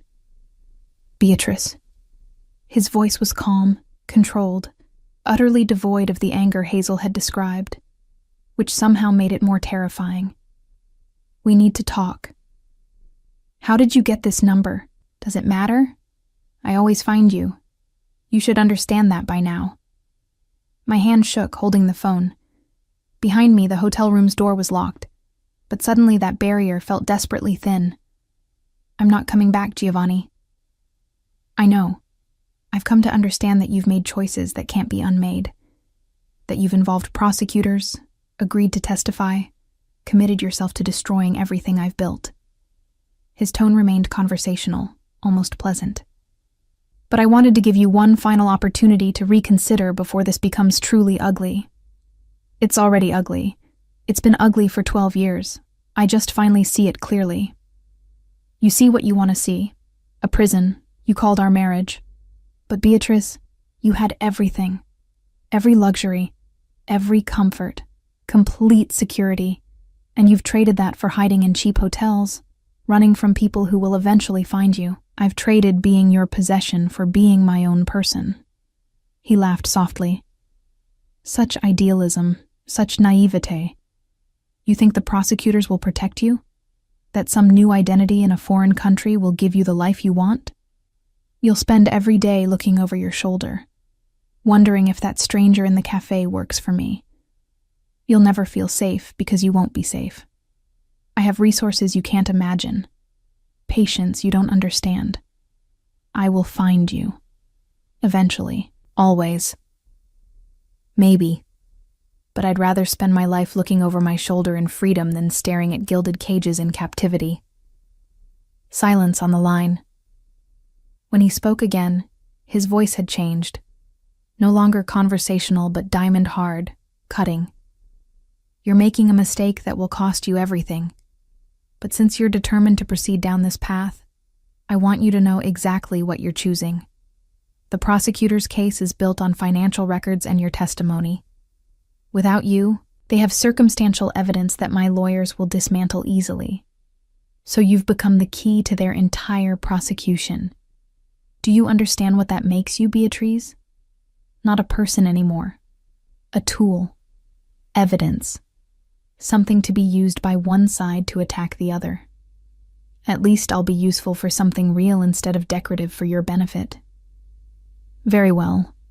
Since you insist on being useful, let me tell you what comes next. Tomorrow, I will release certain information about your history. Medical records, psychological evaluations, documentation of instability. By the time my lawyers finish, you'll be an unreliable witness with credibility destroyed. The prosecutors will drop you because you've become more liability than asset. And then you'll be alone, Beatrice. Truly alone. No legal protection, no resources, no leverage. Just a woman who betrayed her husband and lost everything in the process. The threat was so calculated, so comprehensive, it took my breath away. Giovanni had always been strategic, but now that strategy focused entirely on destroying me. I'll take my chances with the truth. There's no truth, Kara, only competing narratives, and mine has 12 years of careful construction behind it. Yours has 3 days of desperation. He paused. Last chance. Come home. We'll say you were ill, that stress and hormonal changes caused temporary instability. Dr. Ricci will document it all. You can return to your life, and we'll never speak of this again. My life? You mean your possession. Is there a difference? He said it like a genuine question, as though 12 years hadn't taught him that women were people rather than objects. Think carefully, Beatrice. Think about what you're throwing away. Think about how this ends for you. The line went dead. I stood holding the phone, my whole body shaking now. Not from fear, but from rage so pure it felt like electricity in my veins. He was right about some things. I would never feel completely safe again. The prosecutors were using me as much as Giovanni had, just for different purposes. My life from this point forward would be defined by choices made in these terrible days. But at least they would be my choices. My testimony. My voice, speaking truth that I'd spent 12 years being trained to suppress. I would rather live in uncertainty as myself than in certainty as Giovanni's creation. The next 36 hours stretched ahead like a dark tunnel. At the end was either freedom or destruction. There was no way to know which, until I reached it. But I would reach it on my own terms, moving forward under my own power. For the first time in 12 years, that mattered more than safety. The morning came with sunlight filtering through cheap curtains, casting stripes across the hotel room floor. I'd barely slept, my mind replaying Giovanni's call on an endless loop, analyzing each threat for weakness, searching for cracks in his comprehensive strategy to destroy me. 24 hours. Just 24 more hours until Greco's protection came through. until I could disappear into a new identity somewhere Giovanni's influence couldn't reach. The burner phone remained silent. Neither Carmen checking in, nor Giovanni calling back. The silence felt ominous rather than peaceful, a held breath before violence.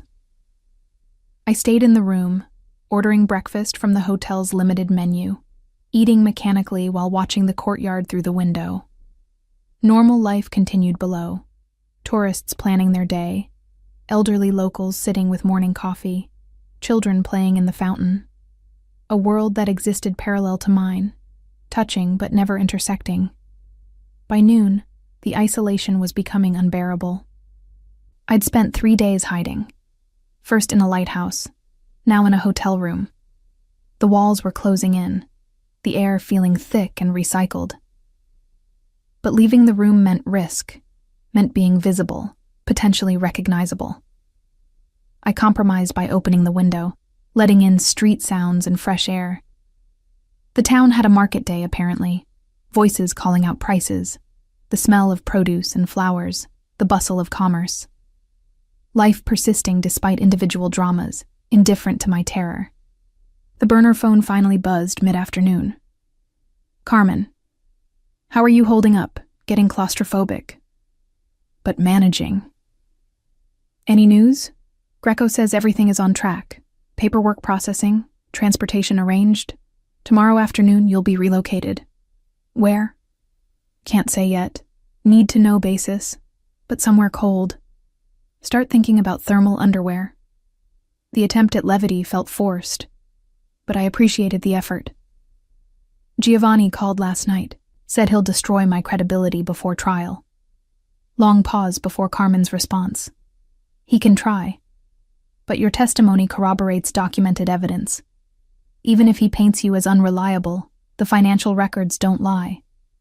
Don't let him get in your head. Too late. Giovanni was already in my head, had been for 12 years.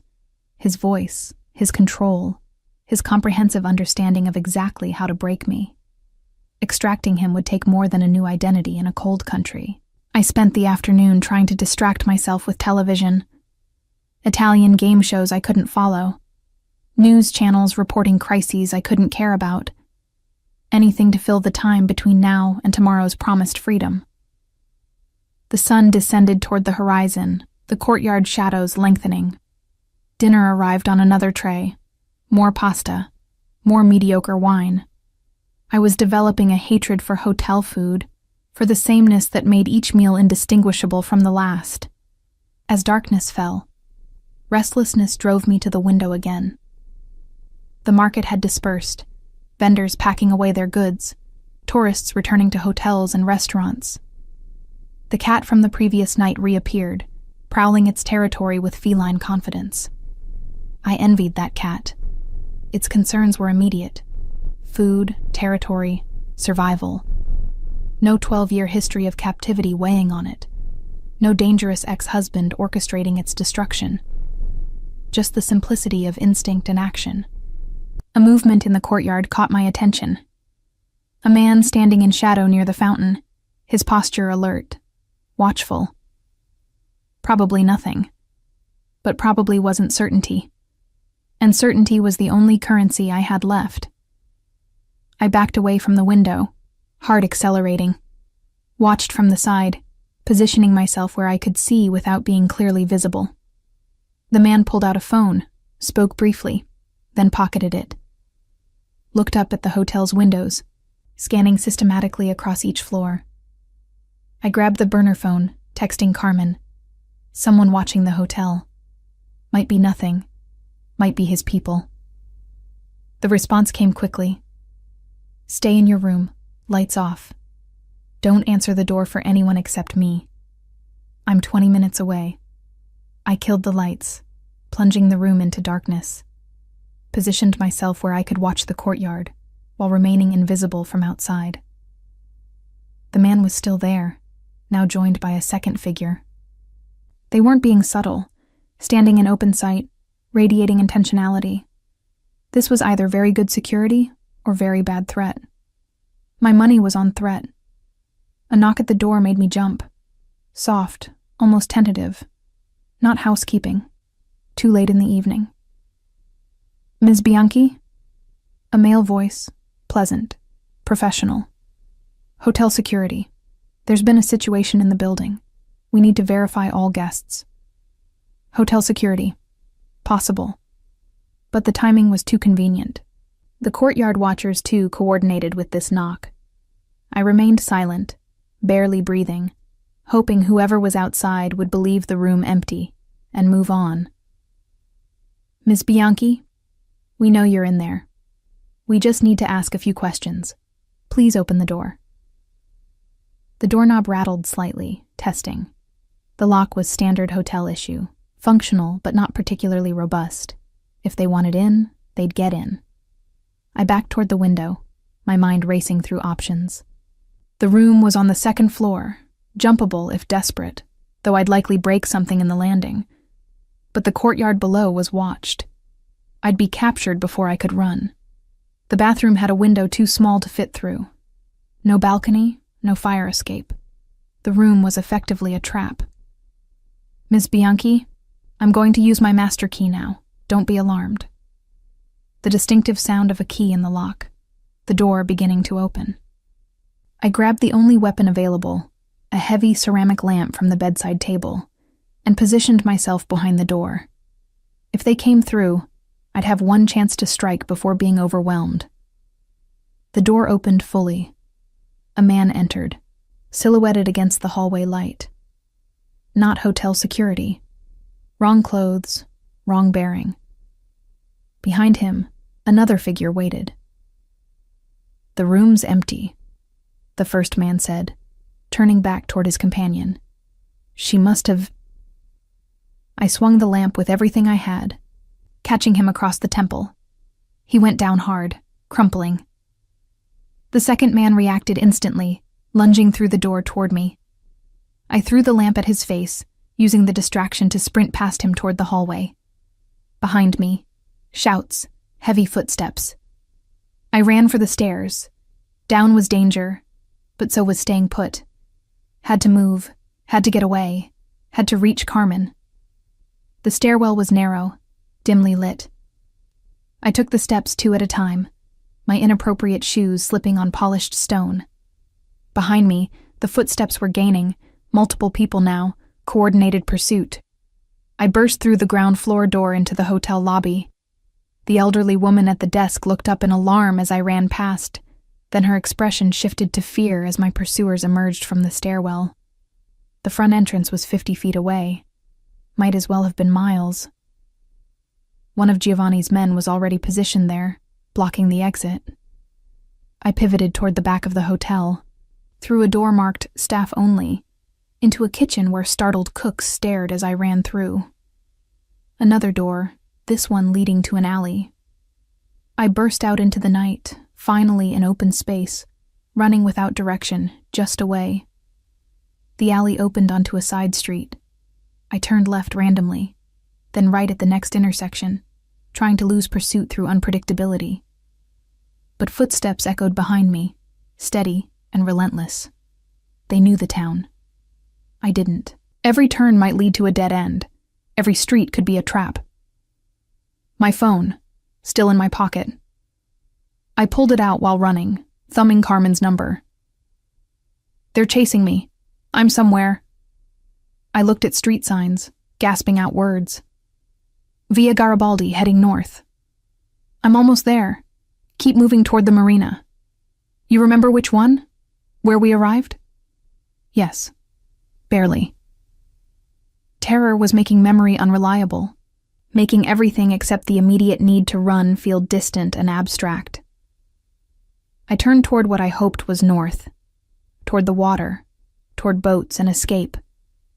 The streets were emptying as evening progressed. Tourists returning to hotels, locals finishing their business. Soon I would be visible in empty streets, no crowd to hide in.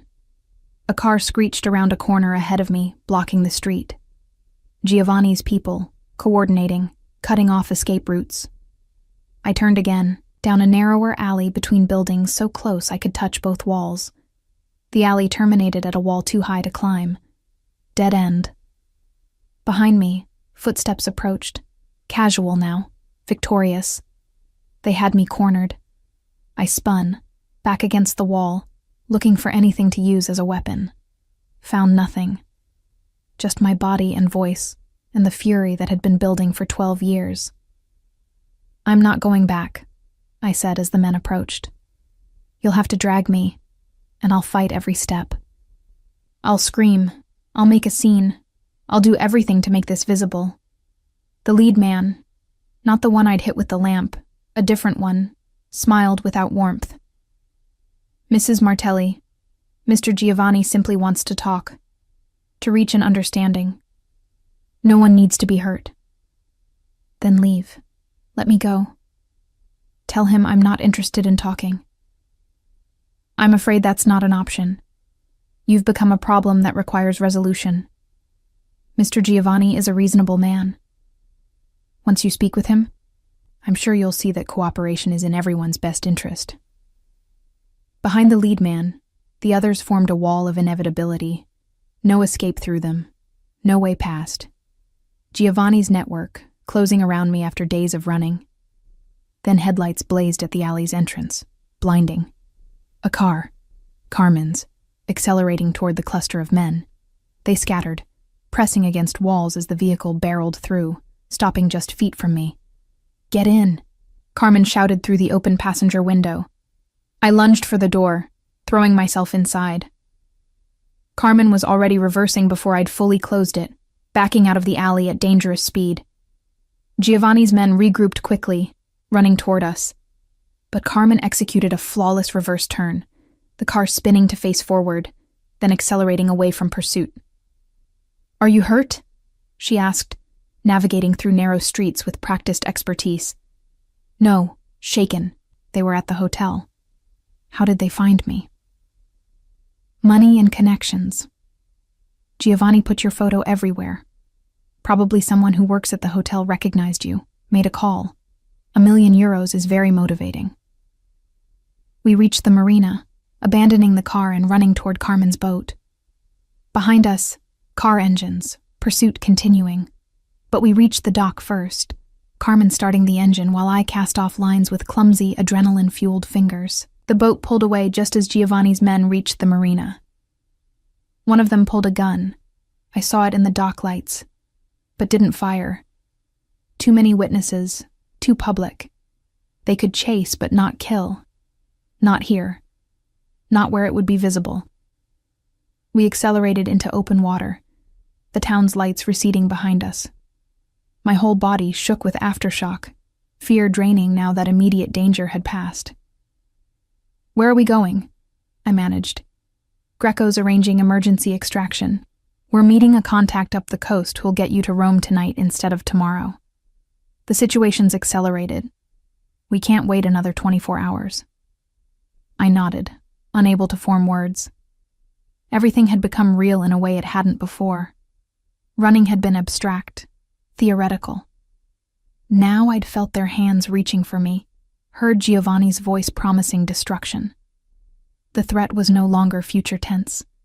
It was present, immediate, closing around me with methodical certainty. We rode in silence, the boat's engine loud enough to discourage conversation. Stars emerged overhead, brilliant in their indifference. Beautiful night, terrible circumstances, the usual Italian contradiction. After an hour, Carmen cut the engine, letting us drift near a rocky outcropping where another boat waited, larger, official-looking. "That's our connection," she said. "They'll take you to Rome, get you processed into protection tonight. By morning, you'll be gone." "Gone where?" "I honestly don't know. That's handled above my level. But somewhere far from here. Somewhere Giovanni's reach doesn't extend." I looked at Carmen, this woman I'd known less than a week, who'd risked her own safety to help me, who'd offered alliance when I'd been utterly alone. "Thank you," I said, inadequate but sincere. "For everything. Just survive this, Beatrice. Survive and testify. Make Giovanni's empire pay for what it's done to you and all the women before you. That'll be thanks enough." The transfer happened quickly. Climbing from Carmen's boat to the official vessel, being greeted by serious men in government-issued jackets, being wrapped in a blanket despite the night's relative warmth. Carmen waved once as we pulled away, her boat turning back toward whatever life awaited her after this crisis. I watched her disappear into darkness, then turned my attention forward, toward Rome, toward protection, toward whatever version of freedom waited on the other side of testimony. The official boat moved fast, cutting through dark water with purpose. One of the men, introduced as Agent Rossi, sat beside me, explaining procedures in calm, professional tones. When we arrive in Rome, you'll be taken to a secure facility for final witness prep. Your legal statement will be recorded. Tomorrow, you'll be moved to your relocation destination. After that, you'll have no contact with anyone from your previous life until after the trial. Do you understand? I understood. I was being erased, reformed, given a new shape to fit the needs of prosecution. The woman who'd been Beatrice Martelli would disappear, replaced by someone with a different name, a different history, a different future. It was exactly what I'd asked for: freedom from Giovanni's control. But sitting on that boat in the darkness, heading toward a future I couldn't imagine, I felt not liberation but vertigo. Everything I'd known, good or bad, was ending. What came after was uncertainty, compounded on uncertainty. "Are you all right?" Agent Rossi asked, noticing my expression. "I don't know," I admitted. "Ask me in a year." "Fair enough," he said with a slight smile. "For what it's worth, you're doing the right thing. Men like Martelli don't stop unless someone stops them. You're being very brave." Was I brave, or simply desperate? Did the distinction matter if the outcome was the same? Rome appeared on the horizon, a dome of light against the night sky. The eternal city, where empires rose and fell across millennia. One more was about to fall, brought down not by armies but by a woman's testimony. I hoped I would live long enough to see it collapse. The secure facility in Rome was exactly what I'd imagined a government safe house would be. Deliberately anonymous, comfortable enough to be tolerable, but stripped of any personality that might make it feel like home. The room where I spent the next 18 hours preparing my testimony could have been anywhere, containing only furniture necessary for function. A table, recording equipment, Agent Rossi, and 2 prosecutors I hadn't met before. We went through everything. Every dinner party, every overheard conversation, every financial transaction I'd witnessed, every associate I could identify. My 12 years of careful invisibility had been an accidental intelligence-gathering operation. I'd absorbed names, dates, connections without realizing I was doing so. "This is comprehensive," one of the new prosecutors said, reviewing my statement. "With what you've provided, we can connect Martelli to at least 15 separate criminal enterprises: money laundering, tax evasion, witness intimidation, possibly even 3 unsolved disappearances." "Will it be enough?" I asked. "To actually convict him?" "In combination with the financial records and other testimony we've gathered? Yes, we believe so. He'll go to trial within 6 months, possibly sooner. The case is too strong for his lawyers to dismiss." 6 months. Giovanni would spend that time free on bail, using every resource to either discredit me or eliminate me. The witness protection was supposed to prevent the latter, but supposed to wasn't certainty. By evening, my official statement was complete, recorded, signed. I was no longer just Beatrice Martelli. I was now State Witness 247, identity sealed, testimony classified until trial. "Tomorrow morning, 6 a.m., you'll be transported to the airport," Agent Rossi explained. "From there, a flight to your relocation destination. Your new identity documents will be provided en route. You'll have support personnel when you arrive, language tutors if necessary, employment assistance, housing arranged. Everything you need to build a new life." What happens to my old life? My things from the villa? Seized as evidence, unfortunately. Anything from your apartment before the marriage? There is no apartment. Giovanni made me give it up when we married.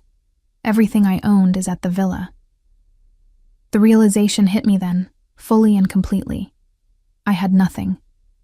Giovanni had systematically ensured that I owned nothing separate from him. No property, no assets, no possessions that predated our marriage. I was stepping into a new life, carrying only the clothes Carmen had helped me buy, and the memories I couldn't abandon. We can provide a small stipend for immediate needs, Rossi offered, seeing my distress.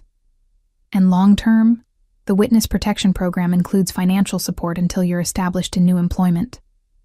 It was more than nothing. But it wasn't mine. It was government assistance, another form of dependence. I'd escaped Giovanni's control only to become reliant on state protection. Still, better than the alternative. That night, alone in the safe house's generic bedroom, I allowed myself to feel the full weight of what I'd done. I'd destroyed my marriage, though it had been destroying me for years. I'd betrayed a man who called it betrayal, though he'd never honored any vow of fidelity or partnership. I'd chosen testimony over silence, exposure over complicity. And tomorrow, I would become someone else entirely. New name, new country, new life built from nothing in a place where no one knew me as Mrs. Giovanni Martelli. Sleep came fitfully. When Agent Rossi knocked at 5:30 a.m., I'd been awake for hours, watching dawn light creep across unfamiliar walls. The drive to the airport was conducted in silence, the darkened SUV cutting through empty early morning streets. Rome passed by my window, ancient architecture mixing with modern, a city that had survived countless empires' rise and fall. One more empire ending today, Giovanni's. The plane wasn't commercial. Too risky. Instead, a small government aircraft with just me, Agent Rossi, and a pilot. We took off into pale sky, climbing above the clouds until Italy disappeared beneath us. "You can open this now," Rossi said, handing me a sealed envelope. Inside were documents, passport, driver's license, birth certificate, all bearing my photograph, but a name I'd never heard before. Emma Laurent, French apparently. Born in Lyon, 34 years old, unmarried, occupation listed as translator. "We've created a complete background for you," Rossi explained. "School records, employment history, tax returns. Everything you'd need to prove identity if questioned. You'll receive training on your cover story during the first week at your destination." "Where is my destination?" He smiled. "You'll see when we land. Somewhere cold, as promised. Somewhere Giovanni Martelli's influence doesn't reach." 3 hours later, we descended through gray clouds toward a landscape of dark water and darker evergreens. The airport was small, functional, the signs in a language I didn't recognize immediately until I remembered Carmen's hint about Scandinavia. Norway. I was being relocated to Norway. We landed, taxied to a private hangar. A woman in her 40s waited inside. Wrapped in a practical coat against the cold, I could feel even through the plane's insulation. "Emma," she greeted me in accented English. "Welcome to your new home. I'm Solveig Hansen. I'll be your case coordinator." Emma, not Beatrice. That woman no longer existed. I had to learn to respond to this new name, to inhabit this new identity as completely as I'd once inhabited Mrs. Martelli. We drove through a landscape so different from Italy it felt alien. Pine forests, fjords, mountains capped with early snow. The light itself was different, cooler, more diffuse. Beautiful, but a beauty that felt distant and reserved compared to the Mediterranean's warmth. "Your apartment is in Bergen," Solveig explained. "Second largest city, international community, easy to blend in. We've enrolled you in intensive Norwegian lessons starting next week. For now, you can manage with English. Most people here speak it well. But eventual fluency will help with integration. Integration. Becoming part of this place. Building a life here." It seemed impossible, abstract. I was still emotionally in Italy, fleeing through alleys, hiding in lighthouses, existing in the past even while being physically transported to the future. The apartment was modest. 1 bedroom, small kitchen, living space with windows overlooking the harbor. Simple furniture, impersonal but clean. On the table was a welcome packet with maps, emergency numbers, instructions for various services. "I'll leave you to settle in," Solveig said. "But I'll return tomorrow to begin your orientation." "And Emma?" "I know this is overwhelming, but you're safe here. Whatever you left behind in Italy, it can't reach you here." After she left, I stood at the window watching boats in the harbor, clouds moving across mountains, life continuing in this place that knew nothing of me. Safe. The word felt foreign. The first week passed in a blur of orientation and adjustment. Norwegian lessons filled mornings, harsh sounds and unfamiliar grammar that my mind struggled to absorb. Afternoons were spent learning the city, identifying resources, building a mental map of this new territory. Solveig checked in daily, bringing practical necessities, answering questions, maintaining the connection that kept me from completely floating free of reality. On the 8th day, she brought news. "The trial date has been set.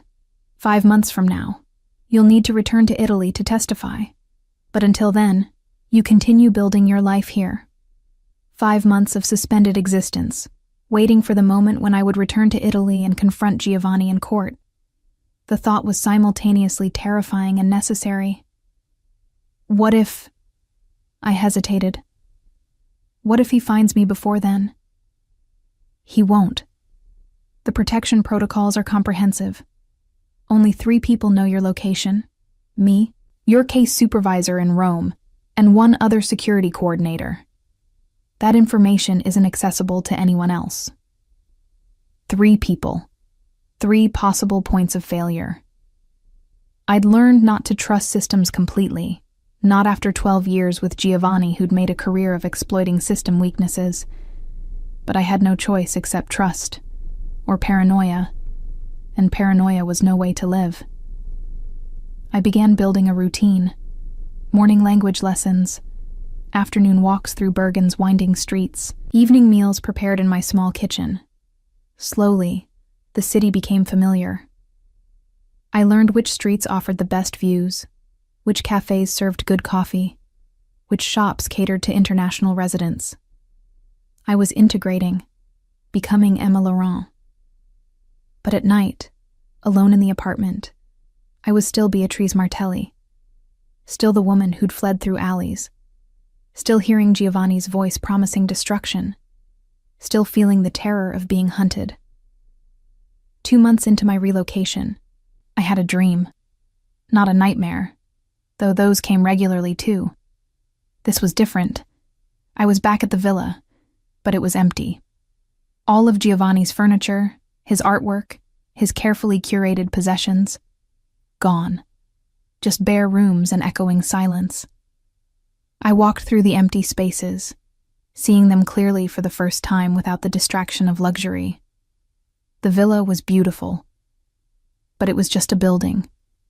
Without Giovanni's presence filling it, controlling it, defining it, it became simply stone and glass and wood.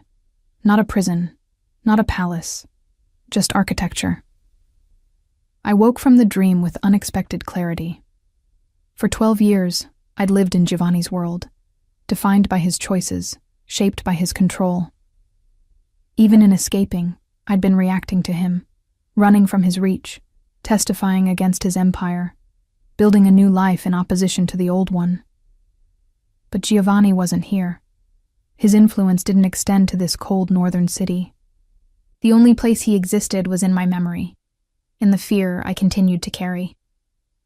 At some point, I needed to stop running from what had been and start moving toward what could be. 3 months after arriving in Bergen, I met someone. Nothing romantic. I was far from ready for that complication. But a genuine connection nonetheless. Her name was Karina, a Norwegian woman about my age who worked at the language school. We'd been making small talk after class when she invited me for coffee. "You seem lonely," she said directly, in that blunt way I was learning was culturally acceptable here. "I thought maybe you could use a friend." I could, desperately. But friendship required vulnerability, required sharing pieces of myself. And most of myself was classified information, sealed behind the Emma Laurent cover story. "I'm Emma," I said carefully. "I moved here recently from France. Work opportunity fell through, so I'm figuring out my next steps." The lie came easily. I'd been practicing it for months. "What did you do in France?" "Translation work, freelance. I'm trying to transition to something more stable, more lies." But they flowed naturally now, the cover story becoming almost believable even to me. Over coffee, Karina told me about Bergen, the best hiking trails, the music scene, the challenges of winter darkness, and the glory of summer midnight sun. Normal conversation about normal topics. I hadn't realized how much I'd missed normal. We began meeting regularly. Never anything too intimate. Karina respected boundaries in that Scandinavian way. But the weekly coffee became something to look forward to, a connection to life happening now, rather than life left behind. 4 months after relocation, Solveig brought news that changed everything. "Giovanni has been arrested," she said, sitting across from me in my small apartment. "Charged with the crimes your testimony documented. He's currently being held on bail, but restricted travel. The trial proceeds as scheduled." Arrested. Giovanni, who'd controlled everything, who'd orchestrated empires and destroyed opposition, was now in the custody of the Italian justice system. How is that possible? His connections, his lawyers. Your testimony was more damaging than anyone anticipated. Combined with financial evidence and testimony from other witnesses, the case is strong enough that even his connections couldn't prevent charges. He's facing potentially 20 years if convicted. 20 years. Giovanni, who was 53, would be 73 when released. His empire would crumble, his power evaporate. The man who'd controlled my life for 12 years would spend those same years in prison.